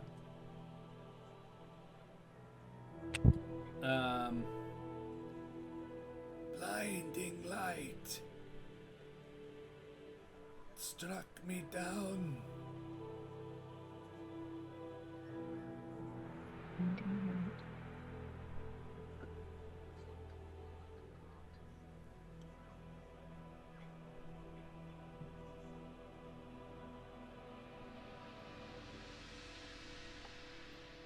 What year was it when you died? Ooh. I don't know if we have any frame of reference for it. I mean, you could just use shorthand, like... It was about 50 years ago. 50? 50? That doesn't... No, that's... Okay. All right. 50 years ago, blinding light, Gustav, servant of Titan. I'll look at my friends. I'm like, what is the deal here? Like, does anyone have any specific questions that we think could be useful to know? Come on. How long, I'm not asking him this. This is a rogue question. Do you ask that, Smoothie? Do you use the phrase? Do you have any questions that would be useful to know? No. No, I just look at them. Right. So Ro is asking, because Celinox would know this, but 50 years, is that Strahd has been in control for longer than that, yeah? 300-ish. Huh. Why don't you ask him what he was doing here? Okay. What were you doing here? The icon. I came to take it. Oh, is that there's this thing in front of him? There's Yeah? a little silver thing in the center of the altar. Yeah. Icon. It is a little silver statuette, a cloaked, a little silver statuette of a. It would be of a corvum. Okay. Its wings spread. It's of a raven. I'm sorry. Its wings spread, and it looks like it's carrying a lightning bolt. I don't know how many questions you got, mate. Left, mate. But shall we ask what the icon does, or what it's for? What is the purpose of the icon? A holy symbol of Ravenloft. It is a symbol, something he brought from his homeland. I thought it was part of the key to his power. Wanted it for myself. It is the source of the light, though. Light. It struck me down. Source of the light. Ah, That would be 5 questions. That would be yeah. five All right. questions. His body sort of returns to the slump pose Can I- from before. Can I investigate the? I don't want to touch it, but can I just look at the silver statue? Any like stuff around it or whatever? Yeah. The altar is clean, devoid of any other objects. This silver statuette is maybe 8 inches tall. No, a foot. And quite wide. Like the wingspan is quite wide. It looks. It's sort of an eagle, not an eagle, it's a raven, but in that sort of the traditional standard eagle pose, the head turned to one side, the wings out, and held in its claws is a lightning bolt that is touching the base and holding the entire thing up. The base is circular. It's not particularly adorned other than that it is made of silver. Though it is very nicely made. This was not cast. This would have been hand sculpted. Does the raven does it bring anything to mind in terms of the bird folk amaranthines and stuff? Is it? Yes, a little bit. Though it's muddled. So The god raven would have been the one that brought fire, right? The intelligence, Yes. the Corvin's god. Gesme, and looking at the windows, you can see Gesme. Gesme is usually depicted as a raven, not as a birdfolk, but as a straight-up raven, holding a burning branch in her talons. Yeah. The birdfolk amaranthine normally associated with lightning and storms is Altus the Strig. Though he doesn't tend to carry lightning bolts, it's a bit too Thor for him. But yeah, he is more associated with them notionally. He is the god of storms. But Kaitov also is Titan a little bit. It's more of an Altus thing, though. Is there any sort of writing or anything around the altar? No. It is... Ooh, actually, no. Make me an investigation check, please.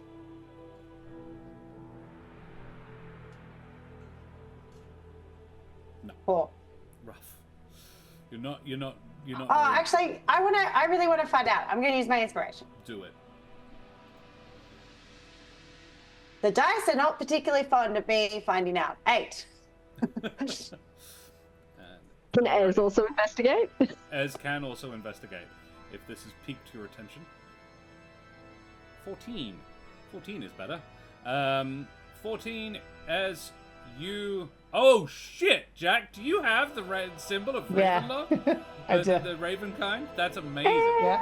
If you want to hire me as a GM, I have deluxe. I have the deluxe case of Unfortunately, I've already which you got... can go to dungeonmasterforhire.com.au and hire me as a GM. That's cool. That's very cool. What am I doing? Yes, as there's no writing cell, which I think is what you're looking for. Whereas Ez is a little bit more magically attuned than Celinox, and picks up in the vines of the altar itself, like carved into the sides of the altar.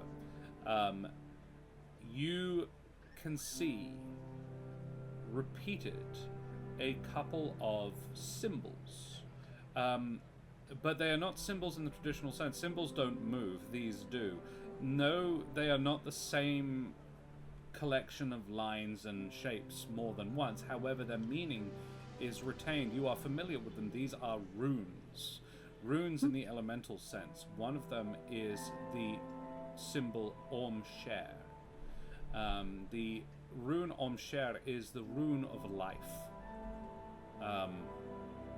It is the physical representation of the concept of the elemental plane of life. It never has the same shape twice, and they are very unusual in Barovia. You don't see elemental runes here at all. The other is I'm trying to think of the word for it because I actually haven't named the symbol yet. But it would be the rune of death. And I don't want to go necro something or another because that's lazy. But yeah.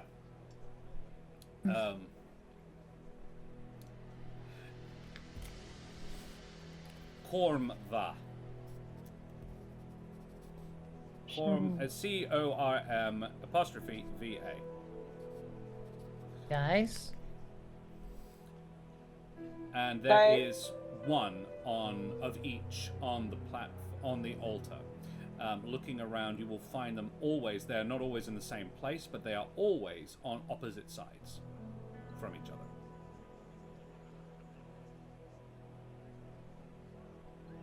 But I would say they do not appear related to the statuette.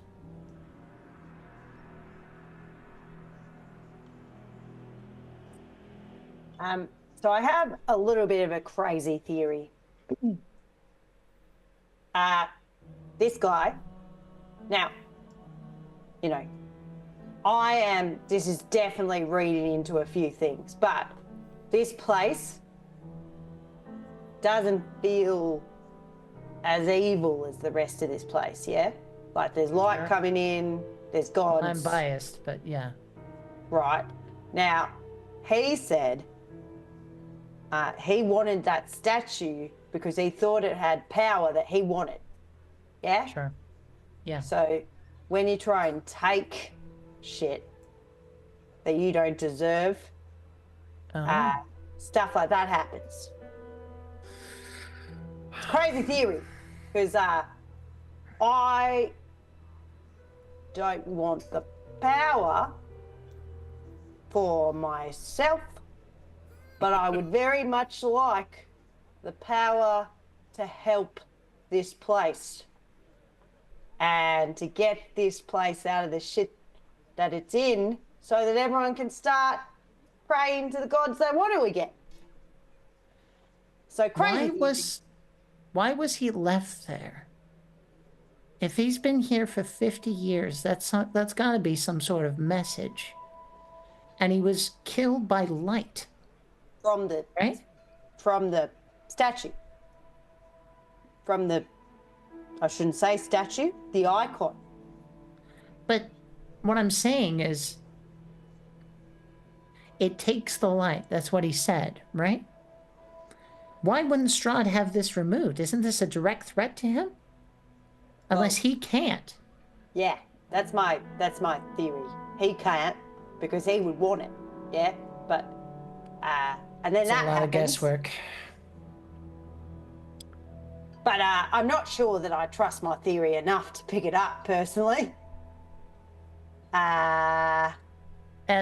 Do you happen to have something that can help us see if this is even magical or turn it off or? That is a good question. Is Ez, because Ez has been at least partially quiet, because I'm not sure you can talk while invisible. Can you? Sure you can. Pretty sure I can. Oh, can you? All right. Yeah, it doesn't say I can't. Oh, no, all right, fair enough. She just It's- doesn't you like can't to take because actions. Yeah. Yeah. so we're fighting like No, fair no. enough. Yeah, that's all right. Um, Just like, I'm trying to remember. um, Don't worry, That is a Rishi. I'm good playing him question. the way what's happening here. Strahd wants to win. Don't worry. give me 2 seconds while I try to find stuff. He's not relevant right now, Maharishi, anyway. He's currently having a nap, which is the only reason I think we're getting away with this. Obliged to have a nap, yes, because the sun is out. Yeah, no, I don't think I have that. I don't think I've got anything that'll be useful. Can I do something to it as a creature? As opposed to what? I'm asking whether the icon would be considered a creature. No, it is an object. Damn it.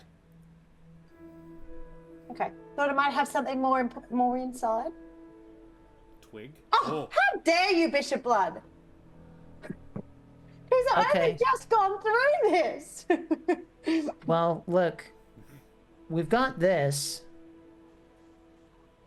It's okay. Well, let's roll back. What did he say? He said he tried to take it for himself. Mm-hmm. And this thing takes the light. Is that what he said? Takes the light, right? I thought he said that it was. He thought it had his power. I thought he was implying that it had some of Strahd's power. I know. I'm not disagreeing with you there, but he specifically said, right? He said it takes the light, though, right? Takes the light? He came to take the icon, and the light came from the icon, I thought. Okay. So the light's like some sort of punishment or trap or something. So I can imagine... detect magic. Sorry. Well, worth a shot. Can I cast that? Could just be inert. As long as you don't touch it yet. Maybe we can learn something more about it. Memory, do you not have to touch the thing you are detecting magic on? Or That's no? identify. Oh, that's identify. Do you want to cast detect magic? Yeah, I can. You will become visible. Yeah, that's the only problem. I can always make myself invisible again. So Yep. still got some slots. So Yeah. let's go. Should become visible. Cast detect. Oh, there. You cast detect magic. The object is very magical. It Amazing. is, so detect magic tells you what kind of magic it is. What school? What school? Great aura. There's magic you learn the school of magic, if any. It is functionally a cursed object. Yay! But not it is it is a cursed object. It is called the Icon of Ravenloft, and see Appendix C. All right, for more information, and I have that open. Oh, there it is. Lovely.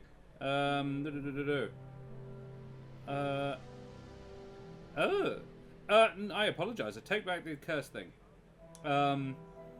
It has a curse on it, but it is not itself cursed.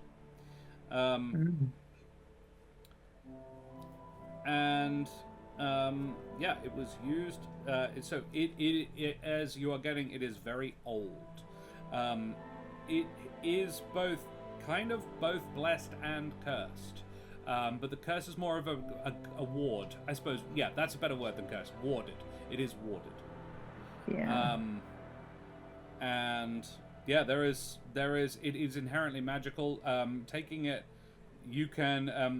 You potentially, it is possible to attune to it and gain abilities from having done so. Is what you learn from a detect magic. All right. That's pretty dope. Icon of Ravenloft, huh?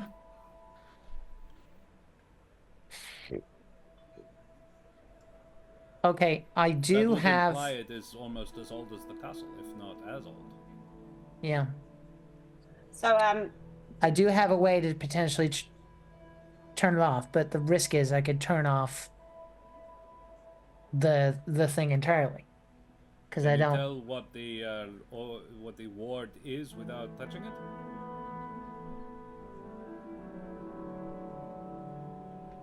As Can we?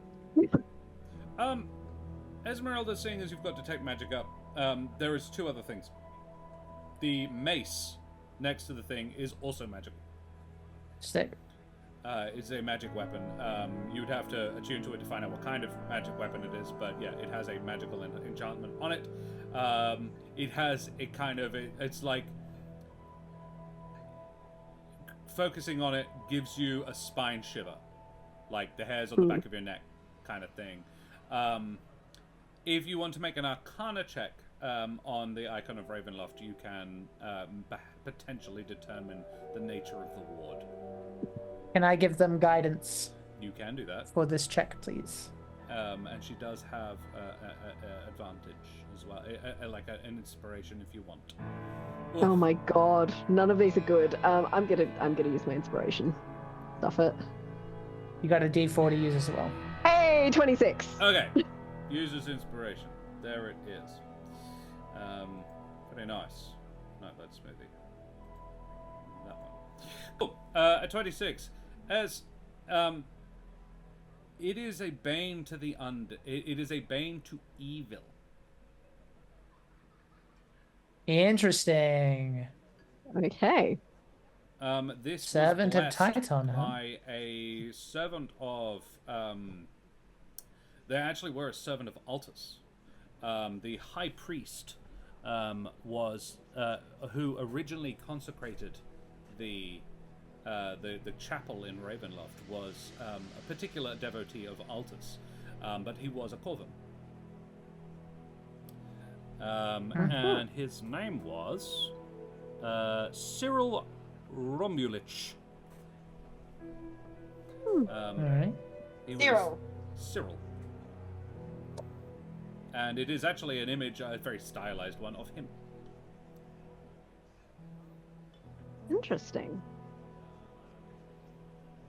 Okay.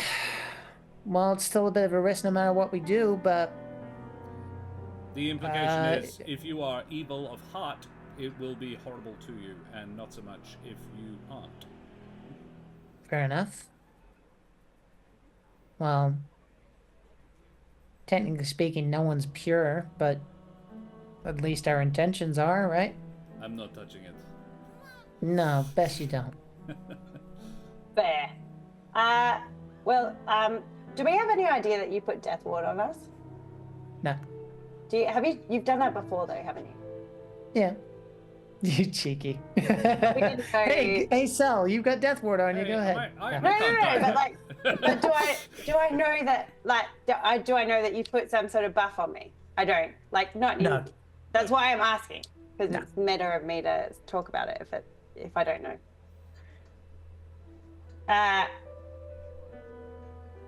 All right. Well, I think it could be useful, right? We're in agreement. Okay. Well, I get out the 2 last health potions and I I hand them to Celinox. I'm Celinox to Smoothie, Yeah. and I'm like, well, I might need these in a minute. Hopefully they're strong. Okay. And I'm just gonna reach out and grab it. Hang on, before you do, I've never asked you this. Did you worship anyone when you were growing up? Yes, whoever I should worship from Altus, my... probably, Okay, yep, that's because the one. he's the owl guy. Sure. Then Standard kind of worshipy. I think I would just say maybe just give him a heads up. You never know. Huge. Oh, I'm gonna put my hand in my fucking shield pocket. No, it's not in my pocket. It's in my actual pocket, and get out those prayer beads that I stole off someone ages ago. So to I didn't demonstrate steal it how off good them. you are, you're They- going to get out the stolen object. No, we didn't steal it really.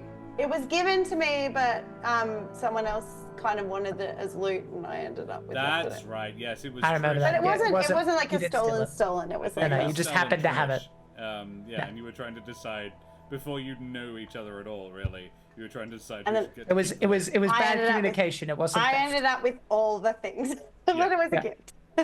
It So I'm was gonna get that It was out. a nun. It was a nun had. Yeah, a nun and no. Yeah. I'm Oh gonna hold my that God. and be like, and reach out and go and touch it. Can you please make me a Constitution saving throw? Yeah, fair. Constitution saving throw. Ooh, 21. The statuette on the altar is an artifact called the Icon of Ravenloft. See Appendix C. Any evil creature that touches the statuette must make a DC 17 con save, taking 16d10 radiant damage on a failed save. I rolled, it was 106. Fortunately, you are neither evil nor did you fail the con save, so that damage doesn't apply to you. I was just curious to see whether or not. If you were. When you were like, you made me roll. I was like, are you Yeah. calling me evil? It's good. It's No. called he's fucking with you. Yeah, I'm doing just a little bit of fucking with Ro. Yeah, so you narrowly avoided taking 106 radiant damage. Because I rolled huge. The average is 88. That was enormous. I mean, I'd be down, but not by much. Yeah. And then However, back up again. Here's with the one hit. thing. If you hadn't had that bath about a week ago, you would absolutely have needed to roll that con save. Yeah, 100%. Yeah. 100%. Cleanliness is close to godliness, my friends. Yeah. I probably still would have gone for it as well. I because actually Did dead set Rowan would have just change straight her up said, alignment? if you hadn't had that bath, you would have just taken the damage. I wouldn't have even had you roll it. Yeah. But there we go. That didn't happen. Lovely oh, things happened great. instead. Thanks, DM. And because I taunted you with that a little bit, and because I think this is sort of blessed by Altus, and you're a Strig, you don't attune, you can't use it, but you instantly know what it can do. And if you choose to attune to it, you will gain the abilities thereof after a long rest. You gain the ability to cast as an action the Augury spell. With no material components required. Once used, this property can't be used again until the following day, or the next dawn. Bane of the Undead. You can use the icon as a holy symbol whilst using Turn the Undead or Turn the Unholy feature. If you do so, increase the save by 2. The DC save by 2, which is pretty dope. And Cure Wounds. While holding the icon, you can take the action to heal one creature that you can see within 30 feet of you. The target regains 3d8 plus 3 hit points. Unless it is undead, a construct, or a fiend. Once used, this can't be again until the following day. The following dawn. While within 30 feet of the icon, a creature is under the effect of protection from evil and good against fiends and undead. Any creature attuned to the icon can use its other properties. Yeah, that's what it is. Oh. I have modified the shit out of it, but in the book, that's it. Oh, I like your version better. It's just St. Cyril praying, and I'm like, nah. So there you go. You don't have to keep it, but you do have an inkling of what it can do. Okay, and So now you that I do haven't... feel a shock of lightning through you as you pick it up, like electricity, not lightning, but yeah, just sort of just a frisson. But it's not painful or unpleasant. It's just a whoo. like a staticky. Yeah. Yeah. Thank you. Oh, that was... oh, So, I was nervous. say thank you. thank you. The big Never know. move almost had me praying. Can I also tell, like, the ward that you were talking about before? It's still there. It's still there. Yeah. Fab. Thought you might like that. I think- Yeah. I think we just got a new present for our friend. Yeah. Okay. We have been here way too long. Shall we go? Okay, for one thing, I don't know that mace is magical for the record, so Ez is the only one that could really do something about that. Yeah. If they want to take it. Well, does anyone need magic weapon? Oh. Let's take it with us if we can. Is there a way to hide it? I can, if you are okay with it. Picks up the mace, hefts it like... And then he sort of flips it in the air and catches it at the pointy end, just below the pointy bit, and offers it to anybody else. Got enough weapons on me for... He actually doesn't offer it to sell. He's like, Yeah. she's good. There's like swords coming out everywhere. It's mainly Esmeralda. Smoothie doesn't look like the kind of... It's a pretty nasty... I'm imagining like Sauron's mace kind of mace, yeah. It's all spiky bits. The whole thing is black. It's not a nice looking weapon. It's like maybe a lick of paint.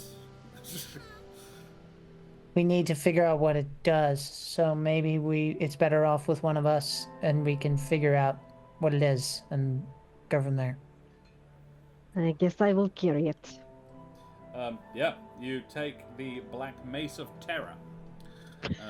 Sounds delightful. It sounds great.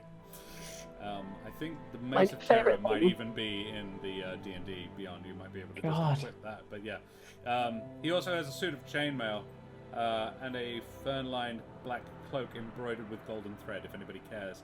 Otherwise, you happy to piss off and continue along in your explorations of the castle? Can I just clarify? If I've got this thing on me now, is it not making us like a glowing fucking beacon in terms of like 30 foot around us has protection of evil and undead? Or is that only if you turn it on? That's constant, the protection of evil and good. But without an undead to try it on, it would be hard to say. Okay. Well, Celinox would probably not think about that, so Celinox is going to make sure it goes in a pocket away from Twig, just in case. Fair enough. I'm not questioning Twig's heart. Twig's got a good heart, but let's not take any chances. There's no need to risk and I'm going to ask Soot to move out of that side as well and come to the other side on my shoulder. Thank you very much. Again, not questioning your heart, just in case. Soot looks at it and actually like almost purrs. All right, all right. And he sort of like screeches happily and then wraps himself around it in this sort of semi-corporeal way, demonstrating at the very least he is not scared of it. Twig is asleep. Twig sleeps a lot. It's basically just a stick sticking out of a pot at this point. He doesn't do much else. Yeah. Oh, it's baby Grooting him. It's definitely baby Groot. Yeah. Yeah. You head back the other direction. Would this be a good time to take a quick? I was going to say, yes. Let us. Well, yeah. Well, if we were going to rest in this place, this would be a pretty, like, on-brand place to rest. You've been for going us as well. You've been going like you've been in Ravenloft for like an hour. Oh yeah, okay. We don't need to rest. I need a rest. Yeah. Celinox doesn't. Well, although Celinox did climb up a very long rope and had a moment where her heart was in her mouth. Not long ago. I got the feeling like she was climbing next to the rope, like she was free climbing up the rocks along, but the rope was there just in case. That she can fucking fly. hurts. Like whenever It's but like it's a that's a big climb. That's it. Big climb day. Yeah. But it was arm day. You just chill. Yeah, it was arm day all the way. You just chilled out in this chapel for like 20 minutes, debating whether or not to loot it blind. And then you oh my god! What? Am I ruining the chapel? Should I leave it? About it, did we loot the chapel? Yeah, we did. But should you leave it? No. It's very useful. You said thank you. If he, as far as I would have stopped you. I'll bring it back after. Yeah. This place is entirely cursed and wrong. I don't think you need to worry about robbing this place adjacent to here. Cool. Columns support the vaulted ceiling. So you head back out Oh yeah, that's right. We were having a little breaklet. Yeah, let us have a short little breaklet. Back in 5 to 10, everybody, for the last little bit of the adventure. All right. See you soon. Bye bye.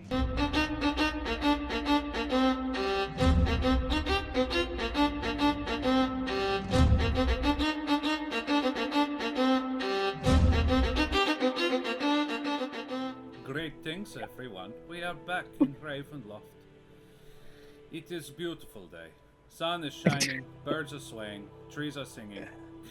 And Are we it's in the Smoothie's right- birthday. It is. It's Smoothie's birthday, and everybody has found presents. Esmeralda has got a lovely mace, and Celinox has gotten a lovely statuette, and Smoothie's got a fancy necklace. Yeah. Everybody's scored today. Heading back along the corridor of faith, the Hall of Faith, to the bronze doors at the far end. You find yourselves in the great entry hall. Columns support the vaulted ceiling of this great hall, the walls lit by pleasantly sputtering torches in wrought iron sconces.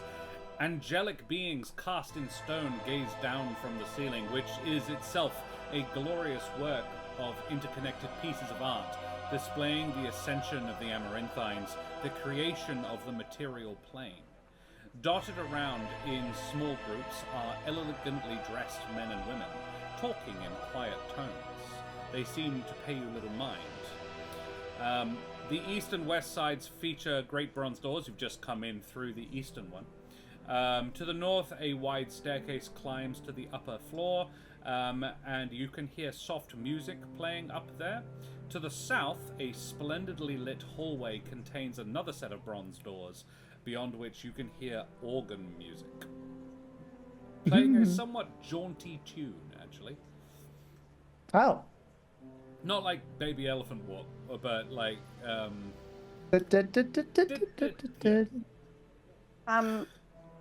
look to Aragel to see if he's heading in a particular direction.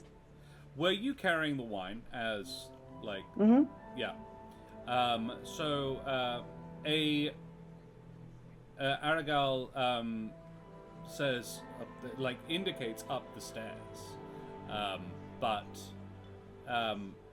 a couple of these people, a Vulpin couple, dressed in sort of Victorian era high fashion, like big poofy ball gowns, and yeah, the jodhpurs and the high buckle boots, and yeah, the gentleman is dressed well, the lady even more so, and exceptionally impractical. They approach with empty glasses, looking inquisitively at you, and very kind. I'll fill their glasses with a nod, like keeping my eyes downcast. The master is keeping us well today.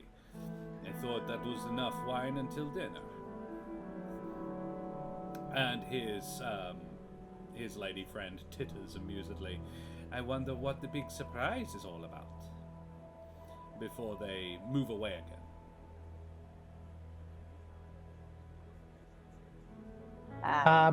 Go ahead. Does anyone else get a feeling that surprise? Oh no, I got the heebie-jeebies. I've always got a spare Hebe, so yeah. Gonna point out Ez is invisible again. Right, Ez has gone invisible. Just assume she's like, yes. We'll head Two for taps the for stairs, you. I guess. One tap on the head for yes, two taps for no. Yeah. You head up the stairs, or do you head toward the soft banquet music or the organ music? I suppose is the question. I would want to get a view of the skull, so I'd want to get upstairs. a layout well. situation. That is heading up to 19. Yep.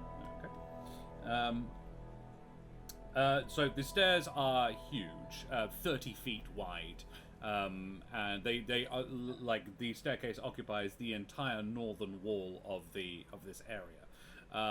You pass a couple of other groups of individuals and refresh their wine glasses as needed before heading up the stairs.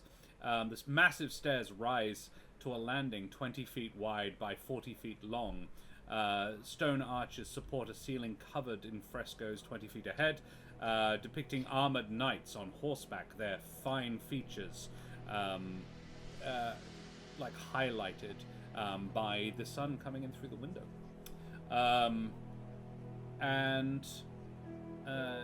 Anything else? Yes, there are 2 suits of armor, like just ornamental suits of armor. Kind of as the thing goes, as the stairs go around, they are look like they're guarding, standing sentry, looking out over the area you just came from as you go past them. But they are kind of in the way of the closest, quickest way to go up the staircase.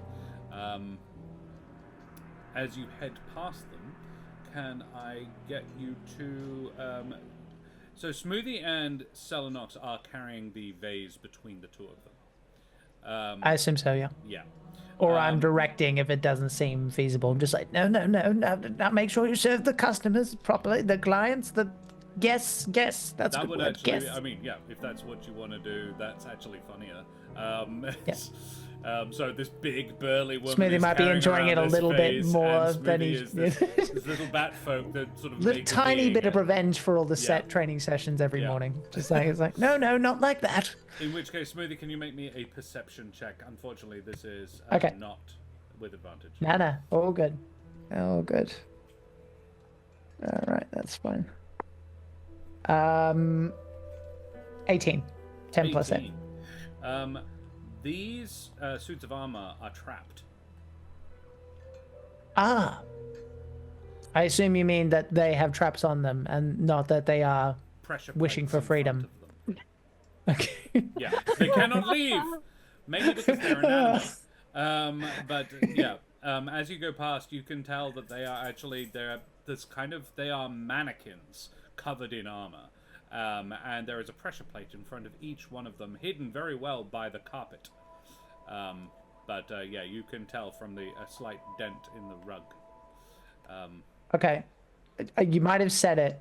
Does it look like there's a trigger for these traps? A pressure plate. A pressure plate. Okay. I'm just going to nudge Cell and just go, yes. Now, when we get to serving food, you don't want to put too much pressure on the plates, or they might crack. You see. Mm-hmm. As you steer her around the pressure plates, I presume. Yes. Disappointing. So she knows what to look for. Yeah, Cell, if you want, you can make a perception check as well, but you are kind of... The 10 liters of wine is quite a large physical I'm quantity. concentrating on not spilling anything. Yeah. Alrighty. Yeah, you head around the corner and continue up the staircase. And this gets you from... Sorry, I'm just... The maps are... They're massive. It's massive. They are massive. Yeah. Yeah. Cool. That heads up to...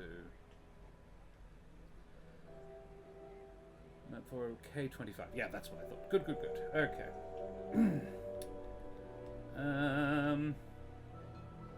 Yes, that's where they go. Cool. This area, this leads to the Great Hall. The hall is the jewel of the castle. Drapes showing scenes of Strahd's conquests when he was a mortal, as well as images of him now, but also performing mundane and kindly tasks like handing out alms or helping farmers in the fields, or... Is there one of him kissing a baby? There is not. However, there is one of him hosting a feast for the common folk and like doing a my dance God. with dancing around in a circle and one of those sort of cutesy peasant dances where everybody holds a handkerchief in both hands so no one's actually physically touching, but it's all very chaste. And yeah, there's one of him in that, and everyone's smiling particularly widely. He is, however, clearly a vampire with his fangs showing in all of these images. Ugh.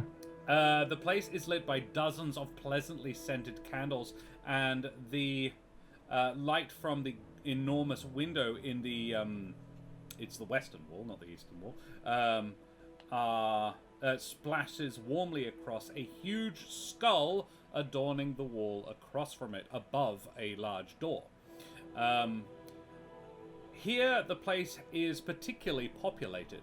There is over 24 figures standing and chatting, mainly dressed as nobles, though there are a couple of priests in here as well. There is even a pair of children, a Mapatch boy and a Luma girl, who are playing chase, hiding behind the ladies' skirts to the amusement of their seniors. Yeah. That is what you see. And in one corner there is a sort of a three-piece orchestra. Well, you know, like a quartet. Which would Is be there 4 anyone pieces. we recognize in the room? Make me a perception check, Celinox. 22. Holy shit. One of the priests is a Terran who looks... He's quite a big chap. Looks... There is a bit of a family resemblance.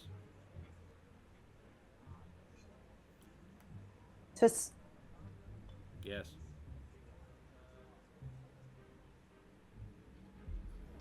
yeah. It's a Well- nat 20. I can't not.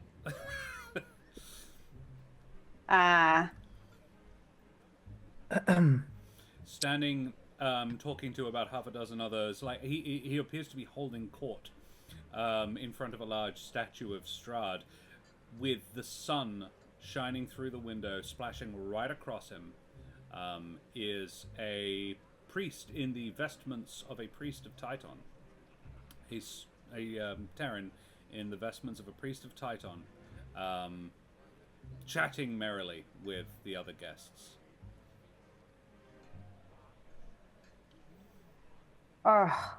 I don't Anyone know if else? Smoothie's noticed this.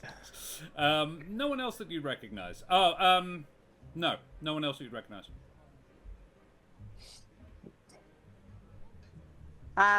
Where is he in relation to us? You are coming up the stairs at the top end of the room.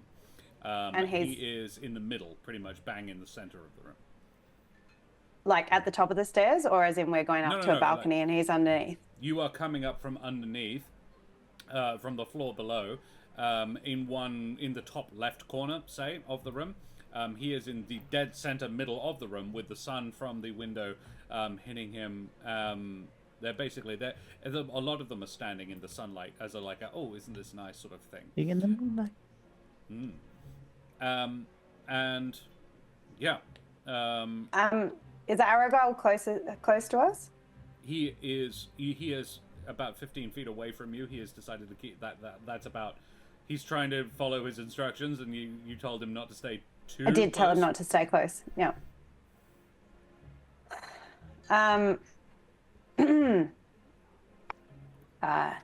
Smoothie. Yeah. How are you feeling today? Like, do you think you're in a good mood for earth-shattering things, or do you think earth-shattering things should wait for tomorrow?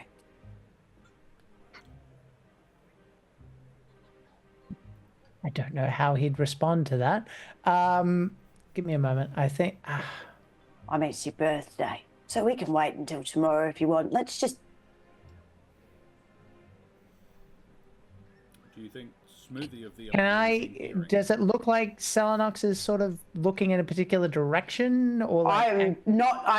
I'm deliberately not looking that way at all. I'm looking anywhere except for that way. I'm looking at the paintings. I'm looking at Aragorn. I'm looking at anything except for that way. Okay. And then when when I ask, I actually look directly at you. So then, There is a like, window. I do no, like. No. I'm not trying to get it in here. No. I know, but I have a moment of like panicked, like looking around. My eyes go everywhere, and then I look directly at you. I'm like, how are you feeling today? Okay, here's. Yeah, you asked. It's cool. He would just go without having any understanding of what's going on. And given that how you've described it, there'd be no way for him to sort of look, and he'd just look at you confused and go, bad news is bad anytime, but we have, I don't know what you want me to say, so. I think I recognize someone in that room. And I'm not sure why, and I don't really understand, but I don't know that it's going to be fun for you. I'm imagining you guys have actually gone back down the stairs a little bit to the landing below to have this. Well, like at least like I'm kind of there goes like, oh, hang on, and then just sort of guide Smoothie back downstairs again. There are two ways to get down, so you can do a sort of a loop and go back down to have this conversation semi-privately. But you don't have to. This is a suggestion, not a... No, I'm fine with it. I think I'll just roll a perception check to see if he, like, because he'd be confused and just kind of like, what do you mean? And he would look out, and I got a 21. 21 or with advantage because he's talking. Then I don't think I really need to roll, would I? I don't know if Smoothie cannot hear it if he's actively listening. Okay. You hear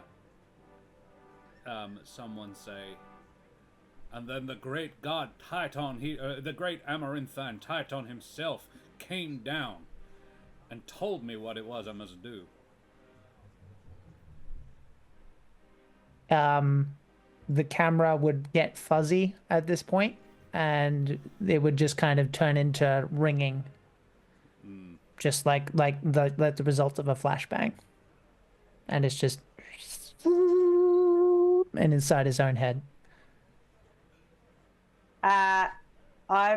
Is he frozen then? I would say so, yeah. Okay, I'm gonna fight. I'm just gonna put down the wine, pick up the smoothie, and start heading down the stairs. Yep. If he lets me. I don't think he's in any position to argue about it. Yeah. Ez, where are you in all this? I imagine Ez and Aragorn probably stayed up while the others went down. So she's probably keeping an eye on where they're going, but she's also very interested in the room. Yeah. You're invisible, and as long as you keep your head on a swivel, it's not impossible to avoid people. It's a large room that is quite full, but not very full, like not awkwardly full of people. The dragon skull on the wall is, as described, probably a 10-foot square, though only about sort of 3 foot deep. And it is clearly an adornment. It would probably weigh 150, 200 kilos. And it's on the wall, so like how high up and it's the wall? mounted above the door. Mounted above a 10-foot high door. So it's tricky to get at. With a ladder, not a problem. But your reach a grabber, probably not enough. Yeah. No, definitely not. Not this Only time. only one use of your leg today. Yeah. Yep. Once per day can take. Yeah, I don't off. have go-go gadget leg all the time. Yeah. It is the equivalent of a sonic screwdriver. It is there to assist with stuff that should not prevent you from achieving a task, rather than Yeah, if it makes sense, it sonic works. Otherwise, probe. yeah. no. Okay, Ez will probably want to do a quick turn about the room. Yep. Like very quick, just to make sure I'm pretty sure she's probably been in this room before, but she just wants to make sure that all the exits, all entrances, so- everything is still where they're meant to be. This is the big trick. As the last time you were in this castle, which was not that long ago, I would say 6 months minimum, she did a scout around just to see what the lay of the land was. This place was a dump. Like, no one had looked after it in centuries. It was dusty, cobwebs, nasty. This, I would say, it's not that it's been refurbished. In fact, can you make me an investigation check, please? That I can do. For more than that thing that I just That's said. a 23. Very nice. Cool. So, this is not a refurbished job, unless somebody, like, had the original plans, or was the original designer. This is what it looked like 300 years ago. This is a shot-for-shot remake. This is somebody. It's not somebody went around with a broom and, you know, washed everything. This is either somebody reinstalled everything the way it's supposed to, or magic was involved somehow, which is entirely likely impossible. But yeah, this is so just eerily like the same. Passive magic detection, and it's just like, holy shit. Oh, if you have any magic detection going at all, and with a 23, I'll give you a little bit at the very least. You're getting magic off everything. I might as well. Awesome. Fantastic. Okay. She's going to be really concerned about that, but With she's the going to finish her possible turn. exception of the people. We can worry about that later. Yeah. Okay, so she's going to note that and just head out and back to Aragorn and probably scare the shit out of him by putting her hand on his shoulder. Aragorn was like, "Oh, hello. Yes, yes. I must check on something in the basement." And he says to no one in particular. He's not very good at this, as it turns out. No. And he says, "Let's go." And like nobody overhears it because nobody cares. And the two of you walk back downstairs. Where would Cel have taken Smoothie? Back to the chapel. Yeah. Aragorn's like, where did they go? They were just here. Why did they leave the wine? Should we take the wine? Pick it up. We may need it coming back, assuming we can get back. And because she is strong. Yeah, he carries it back. As you traipse through the main hall. So Celinox is carrying Smoothie through the main hall. As she does, one of the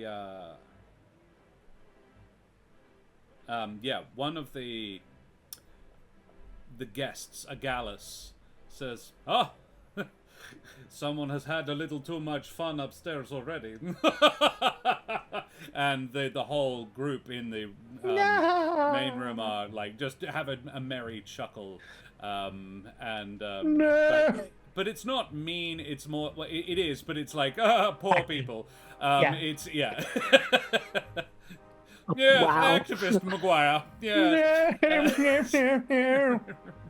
You're the Monopoly guy. That. As Cel carries him back through to the chapel.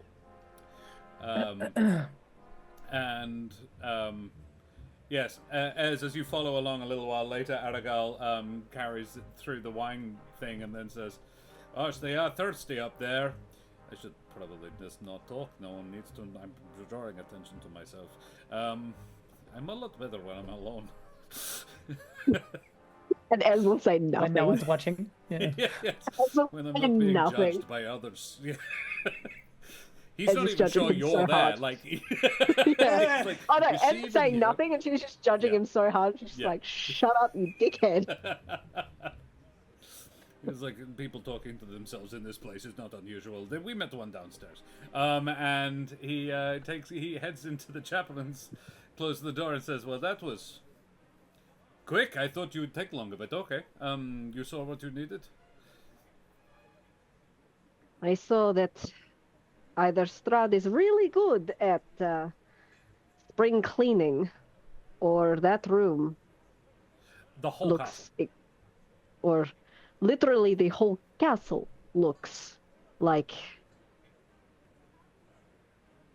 well, not like it did when I was here last. something is wrong. He is preparing for something. I do not know what.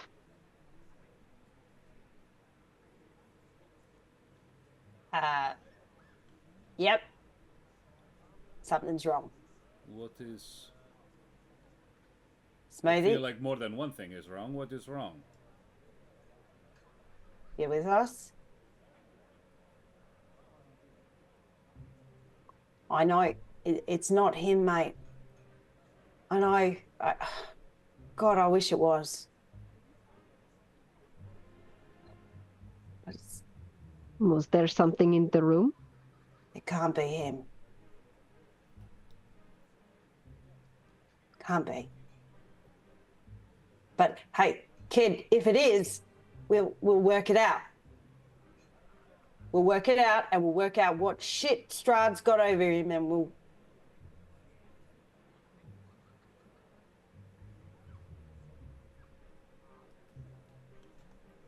Smoothie, come on. Kid. Say something. Little one.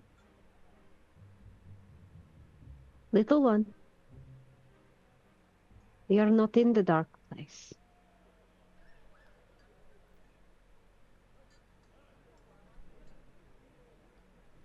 We've come back to the place that makes you safer, with those that you appreciate, those that you pray to and who protect you.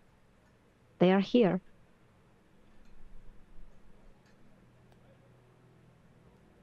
They line these walls and the ceilings.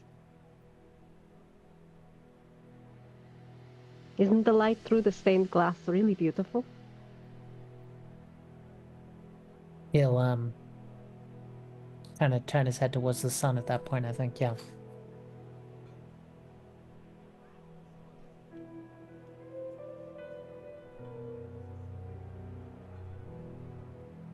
I can't do it, so... Okay.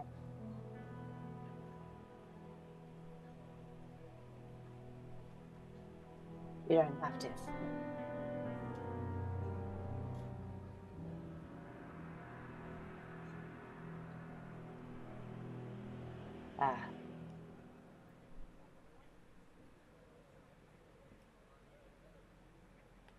So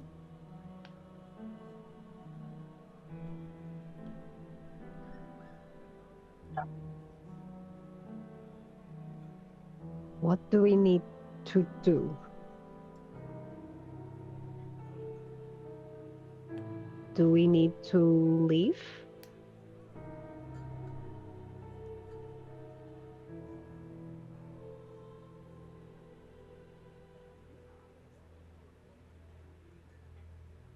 what if, do you want to, no rush, but do we want to try and talk to him and see?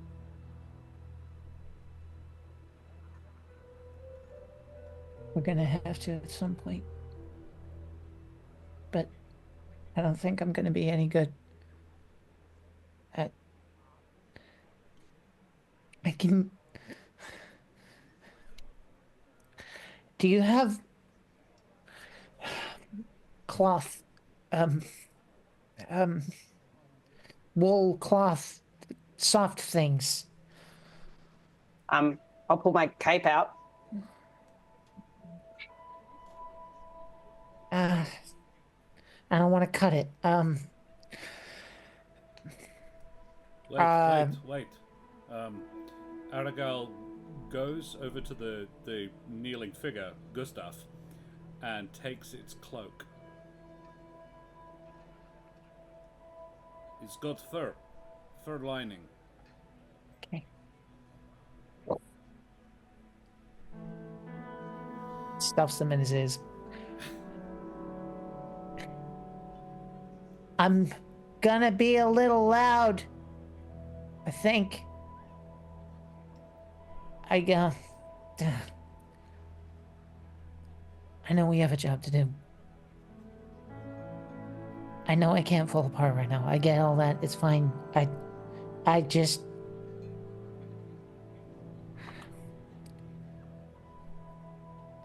was such a good day.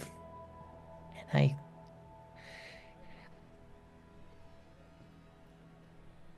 Yeah, sorry, kid. it's all right. There's nothing we But, can do.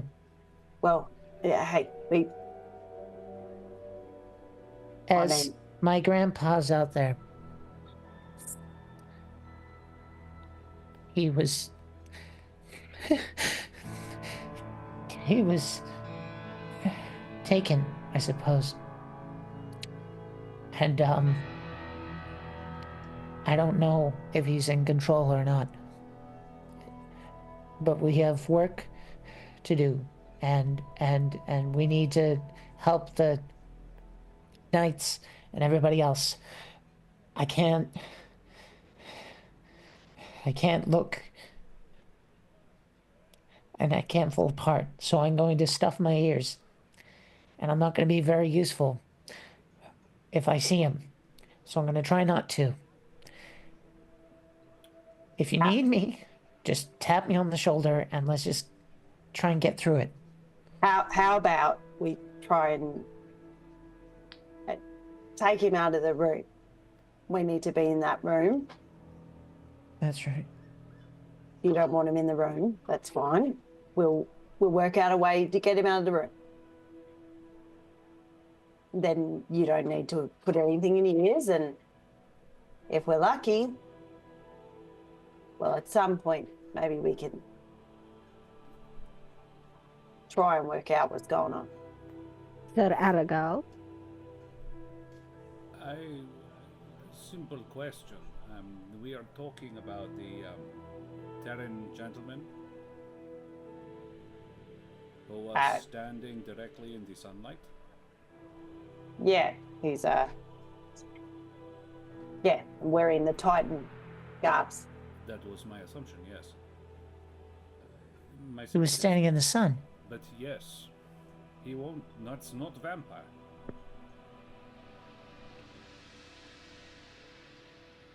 Well, that's a plus, right? I mean, maybe Strahd's just got some sort of mind control shit going on, and when we take out Strahd, he'll... All I know is right now I'm not going to be any good. So either I need to not look at him, or he needs to not be there. If he sees me, we're done. Well, Aragal, I think you may come in handy. Why all of a sudden do I find you sinister? She has that effect on people sometimes. And I think we'll leave it there. Now remember what you're about to say, Ellie. Yeah. Do this. Yeah, write it down. Like, excuse me, I just blackmail you with all of the things you said as we walk into Well played, everybody. Thank you very much for playing with me this evening. I hope you had an interesting time. Ellie, thank you so much for hauling your jet-lagged ass in here. I'm sorry we missed the first bit. I was like, I'm pretty The sure fact you're here at all is a minor miracle. Good and job. then you popped up, and we're I'm like, so dead. It'd be mean to even. But we will do a very quick round of our favorite moments. We'll do, just as many as we can scrounge up for everybody, and then we will go on our merry, and Ellie can go on her merry. So, who would like to go first? Can we get a D4 in chat, please, to determine who we are talking about first? That was, it's good to get back in the wood. That's a 1. For God's sake, Bishop Blood. Favorite DM moments? Indubitably. Go on then. Anytime Aragal was talking to himself.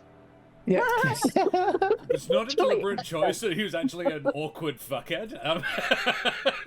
Were you rolling for that, or was it just that's who he is? No, I just kind of found who he was, like confident, capable, but he's not a sneaky spy infiltrator apparently. And just like that one role when he fucked up initially, was like he'd given you quite a bit of shade in that very first. It was like we don't need anybody else to find out. Oh fuck. And then, like, the very, Yeah. very first thing he tries to do in front of you that is in any way useful, he fucks up completely. With advantage, no less. And he was like, man, his self-confidence is just shattered. Yeah. Hey, Tony. I enjoyed Gustav. Yeah. Like I thought it was quite clear that you hadn't necessarily thought that might happen. And then you went into this cool character voice and came up with some really cool stuff there. So I liked that. Thank you. And correct. No, I had not. I did not think you would talk to Gustav. Really glad I read the lore on Gustav. Why are you suddenly so sinister was funny, and the Josh's version, I should say, of the accent that I gave Biggin, which I haven't done in a long time. I'm like, oh yeah, that's the voice I gave him, kind of Texas Ranger kind of thing. Yeah, it was fun. It was fun hearing that voice again in the worst way. That was definitely my favorite. I'm glad we got there. Yeah. And it's don't worry, it's much worse than you think. Oh, thanks. Well, I mean, yeah. I'm very excited for you to find out what it is. But yeah. Cool. Thank you very much. That's my favorite moments. Need a D3, please. Hey, Tony, good to see you, mate. The icon. Yeah, I quite like rejigging the icon of Ravenloft as well. That was interesting. That's a 3. That's Ro. Favorite moments. The icon. Get over it. Actually, yeah. Specifically, mine was the theory behind it, which turned out to be 100% correct, incidentally. Got it. Completely So wrong, that's how the actually, brain. but completely She said, wrong. if but... you're a good person, grab it. well, yeah. That's what she said. There was a lot of the other logic underlying it was I was just like, wow, I love that you've taken the incorrect information and reached the correct conclusion. Like specifically, like what you said was good people can grab it. Yeah. And that was what I took away from what she said. Yeah. Everything else was convoluted detail that she was theorizing about, but the execution was correct. No, exactly. As it turns out. It was very, very good.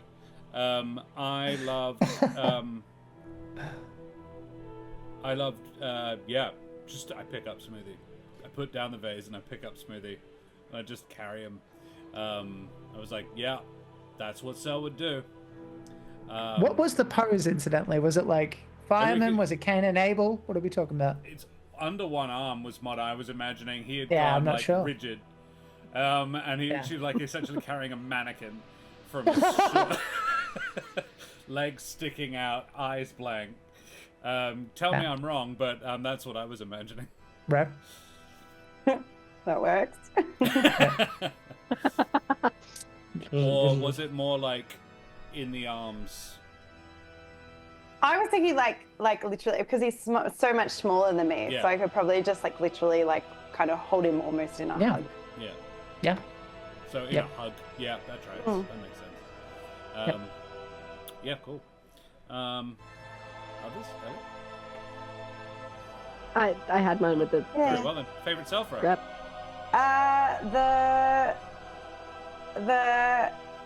The coming up with the plan to get into outfits and then realizing that this was a horrible plan because I didn't want to take off my armor. I mean, like, what? I adore the mental image of her because Celinox is already a fairly tanky person. Because she is now the most sort of misshapen server woman, like wearing two dresses that have been sewed up the middle together that are extra. Like there's basically a panel in the front and back. Yeah. Just 2/3 of two dresses glued together down the middle.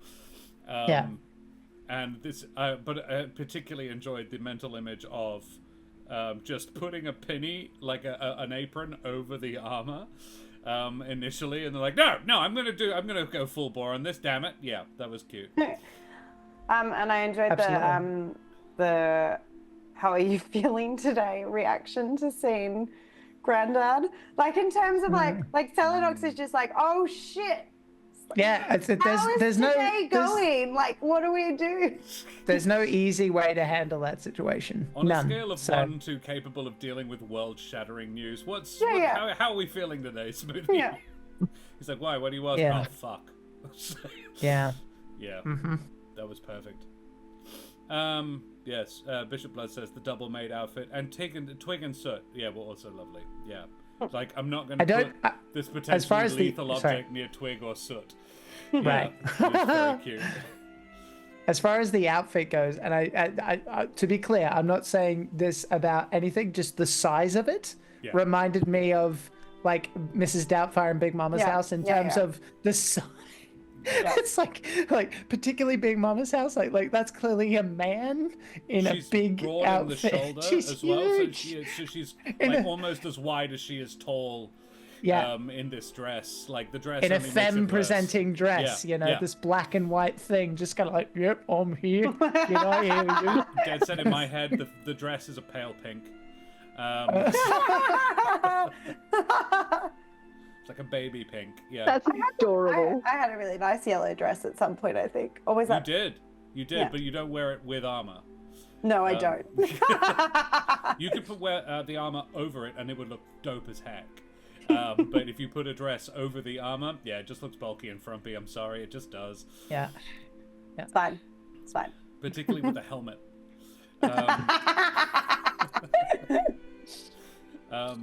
Yeah, cool. Alrighty, let's talk about somebody else. We need a D2 in chat, please. I'm so stealthy. so much stealthier than Aragal. I'm so stealthy. Because today Smoothie. I found a dress. Yes. Favorite Smoothie moments.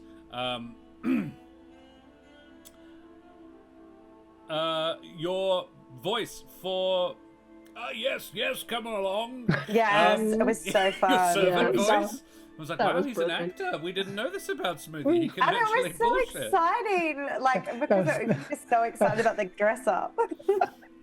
I was Jack bleeding in a little bit, but it was fun. I love that you decided that the character you were portraying was quite old from your voice, even though you yourself are 18 and you're just wearing a wig, and everyone knows it's a wig. You could be whatever age you like. Yeah. Believe and achieve. Yeah. I enjoyed the awe that Smoothie looked at the chapel with. Yeah. Yeah. And it worked so well, thinking the person was a statue, because Smoothie was so in that moment that Jack didn't realize for a second, and but it worked really well for the moment as well. Because it actually worked, where then you kind of turn it into, oh shit, that's a from Smoothie's perspective. That's a corpse, yeah. And I was like, that works so well, because it's such a Smoothie thing to just go in this place of worship and just be completely in awe of it. Yeah, absolutely. And then there was, actually talking to said corpse. That was an idea. Very cool. Yeah. Power move. Yeah. It was fun. Did I say a thing? I did say a thing, didn't I? Did I say a thing? You said the Go, Jack. seven Yes, voice, there you go. yeah. Yeah. This is my favorite LEB moment, so spoilers. But the playing off Ellie playing Esmeralda, bringing him back was probably my favorite moment to be a part of. And it was really great because everybody kind of had a moment in there. And it was really cool because it was kind of showing these different perspectives, right? Arguably Celinox and Smoothie are closer. But Celinox just didn't know how to get to him. Whereas Esmeralda, I don't know based on what. I'd be curious to know what Ellie thinks. The context was that, but that was such great dialogue. Based in this kind of therapy speak of look at the world, look at the room around you. The room. Do you see the color of the paint? The paint is pink. That's right, and all of that stuff, and kind of bringing him back. That was a really fun moment of yeah, having that shared moment. I think we all did really well there. So that was my favorite moment for sure. So Cell did the right thing. Esmeralda said the right thing. As Cell brought him back to the safe place in the first place, and then as finished the job. Absolutely, yeah. If anything I said made it seem like I was diminishing No, I wasn't. I was Cell's just efforts. sort of like, just. I think actually it's- like the fact that Celinox were like, to me, that's who Celinox is. Yeah, like yeah, like they're yeah. figuring out who they are as an emotional person, but like they got Smoothie to safety, and that struggle seemed to me to be classic Celinox of just like, Yeah. okay, but you're come on, what do I do? Like that. I've seen examples of that throughout the campaign, so I thought that was very on brand. No, For sure. absolutely. Yeah, I wasn't diminishing it either. I didn't think you were, but yeah. Right. I was just sort of phrasing it differently. Oh, I cool. suppose. Yeah. Yeah, one did a thing which is very them. Cell as a physically proactive person, and then as actually was like did the other half. Yes. Which leads us very neatly into favorite Esmeralda moments, and it has been rolled. There was a thing you said very early on, and I'm struggling to recall what it was. But in lieu of remembering it, I'm going to say the grabby claws with the foot. Because Necklace fishing. does what about a leg? I'm like, of course, yes. You forgot I had a leg. Do I need a hand? No, I need a foot. Yeah, a very effective pincer maneuver. Yes, very good. Bishop Blood says nodding while invisible. Yes. Yeah. I really enjoyed the little one bit as well, but Yeah. because that had been taken, the other moment that I really enjoyed was Esmeralda taking the absolute piss out of Aragorn without saying anything. Yeah. Just being like, there. So fucking hard. I believe your exact words were Esmeralda is judging so much or something like that. Like Esmeralda, like as while she silently, and he made it worse and worse, but just saying like, yep, Esmeralda is judging. It was great. Yeah. Favorite self? I also have begrudging invisibility. That's what I wrote. Like as in like fine, I'll leave invisibility. Fucking detect magic. There you go. I can be seen now. You happy? You know. I think there is also something to be said for just staying on task.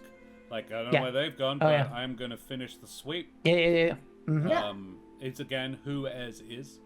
Yep. Yeah. Gotta finish the job. Mm. Favorite stuff.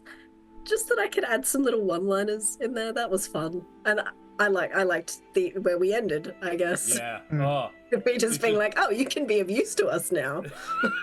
He's like, I got you in. All right, fine. I'm a bit scared of you now. I wasn't before. Excellent. Alrighty. Well, guys, that is our favorite moments. Thank you very much for all of them.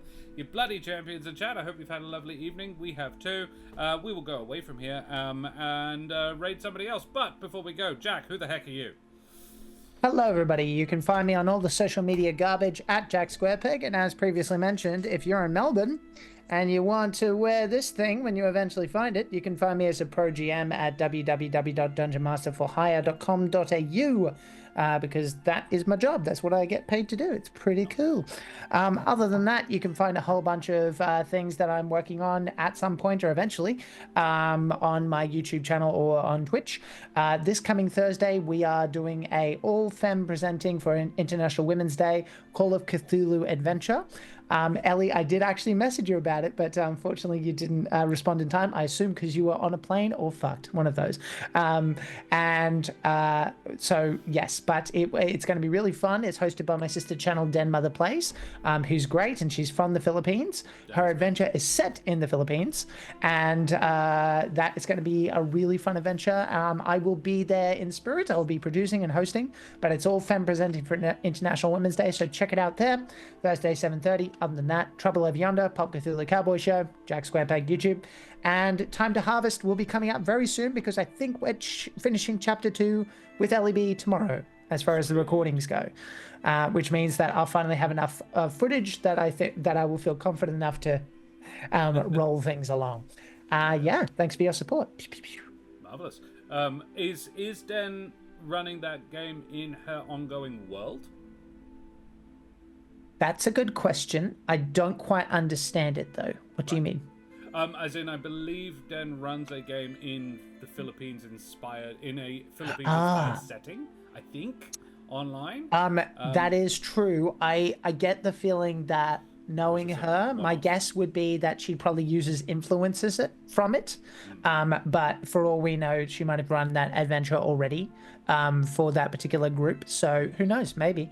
But I will also say, because I completely forgot, I'm doing a podcast with Dem Other Plays. That's a thing. So it's called The Play Den. That'll be coming out soon. We literally just had an episode recorded that's coming out on Easter Sunday about vampires. Do you get it? Because they come back from the dead. Anyway, so yes, that's going to come out soon. So look up Play Den. This is the Google Play Den podcast. Nothing is out yet, but you can see the cute picture of us in a D20. And follow wherever you get your podcast and on YouTube. Pew! There you go. Long spiel. Ro, who the heck are you? Hey, I'm Roro. I'm a Perth or Bulu-based educator and theatre maker. You can catch me here on Mondays, which you have. Well done. I'm also over on Jack Squarepeg's channel on Trouble Over Yonder, Cowboy Cthulhu. And over in the chat, there's a link to my link tree, which has my crowd venturers on Instagram, where you can see photos of, well, actually mostly it's production shots nowadays, but there are also some photos of Charlie, my dog with the large ears, in there. And it also has a link to my Facebook page, which is Roro Productions, which is my production company. Yay! Hey! Oh no, I won't say that until it's confirmed. Nothing else. Now I'm curious. I'm being glared at. Ellie, who the heck are you? Hi, I'm Ellie B, and unlike my lovely friends here who get paid to do cool stuff, I get paid to be professionally jet lagged. Hey. I mean, that's pretty cool. Like, you just I went to London. London. I went to London and I got back. I've been home for all of 24 hours, so I'm still a little bit out of it, because that's what, currently like 10-hour time difference or something, because everyone's on daylight savings. A long time to spend on a plane. Yeah. Yeah, Not great. that was 20 hours in transit from Saturday. That's fast as well. Yeah. Relatively speaking, yeah. Going over, I had a direct flight, so Wow. coming back, I had to change over. Oh, did you go on the Perth to London flight? I did. It was was it awesome. amazing? So my company actually likes me somewhat, so I get flown business class, so it was even better. Nice. All right. Oh my god! And you said that wet. And spoilers, everybody, but Ellie isn't particularly tall, so you would have actually gotten like quite nice leg room and stuff. I had all of the leg room and I fit on the bed. But Business class on the Dreamliner. Dreamliner. Fit on the bed. Oh my god. Yeah, yeah. I've never fit on a bed. I mean, I'm happy to talk about it another time. But yeah, let's it's me, Ellie. Hey, Twitch I chat. do other things aside from this, and sometimes I just, fly off into random places and then can't be here. But I like being here. I'm here often. I'm sometimes also on Jack Squarepeg's channel. Amazing. I'm just poaching sometimes also everyone from other here. They need more. They need more practice, so it's great. It's fine. Yeah, you can have them. And I be Josh the Pirate. You can find me here on my channel with people who now hate me a bit. I'm gonna remember that next time you ask me to do something, Josh. Hey, you were I did. swinging wild earlier. I did. And it's all in fair and fun and games, right? Ro and I are going to a D&D themed quiz night on Wednesday next week, which is going to be fun. And I'm like, shit, I don't know much about actual traditional D&D settings, so I'm going to have to brush up on this. I'm good on Strahd now, but yeah, so I don't know shit about Dragonlance or anything. I'm intrigued to know whether they're going to ask questions like general ones or like campaign specific questions. Yeah. I think it will be general Probably both. because they won't want to do. General. You reckon it'll be both? Okay. I reckon it'll be a wouldn't. combination of the two. Yeah. Okay. Yeah. Yeah. When it gets harder, it'll be campaign setting There'll be specific. definitely okay. Faerun stuff, but I would have thought the bulk of it will be generalized stuff. Well, we're sitting at the table with like 3 DMs, so hopefully we'll do okay. Jolly good. Otherwise, I judge all of them. No, I don't get to go. It's definitely my fault if we do fuck it up. Alrighty, other than that, you can find me here. And on Friday night, more Vason over on the Law Rights channel. With me and my lovely wife, and Terrace will be there as well, and Jack and Jack and Zach and Jess. We're all going to be there for a Vason adventure, which is rather fun. We are affiliated with Wooten Forge and Trollord Games. They're wonderful folks. I've put the links for their stuff up in chat. If you have any spare pennies in your digital wallet, please consider chucking them over at the Ukrainian Action Appeal. This link will take you to a place where you can donate. It is not as simple as it used to be because the main appeal has since finished, but you can still click on further links to give money relatively. It's like 3 clicks rather than 1 will take you to a place where you can enter your bank details. So if you do have any spare pennies, do consider chucking them over there, you bloody champions, because regardless of what some people say, the war is still very much going on. I think that's about all we need to do and say and be. We are going to go and find someone to raid. Who have we got? O'Sullivan Kate is streaming right about now, so I think we could drop a little raidlet over there. O'Sullivan Kate is playing 2 Point Museum. Don't even know what that is. It's good. LEB seems excited. It's good. All right. It's Sims but better. All right. Excellent. Well, we will drop a raid In a over museum. there. So Yeah. Sims. A creepy museum. And I ran into it, and Kate was like, "I think Jack would like this." Actually, I'm like, "Correct, I do." Well, throw your favorite raid emotes up in chat. Tell Kate where we came from. Show them the love like we always do, and we will see you same bat time, same bat channel tomorrow night, where Karen and I will be doing some more Roll Table for 2. And Karen will probably also play a little bit more Monster Prom. Say goodbye, everybody. Goodbye. Bye, everybody. Goodbye, everybody.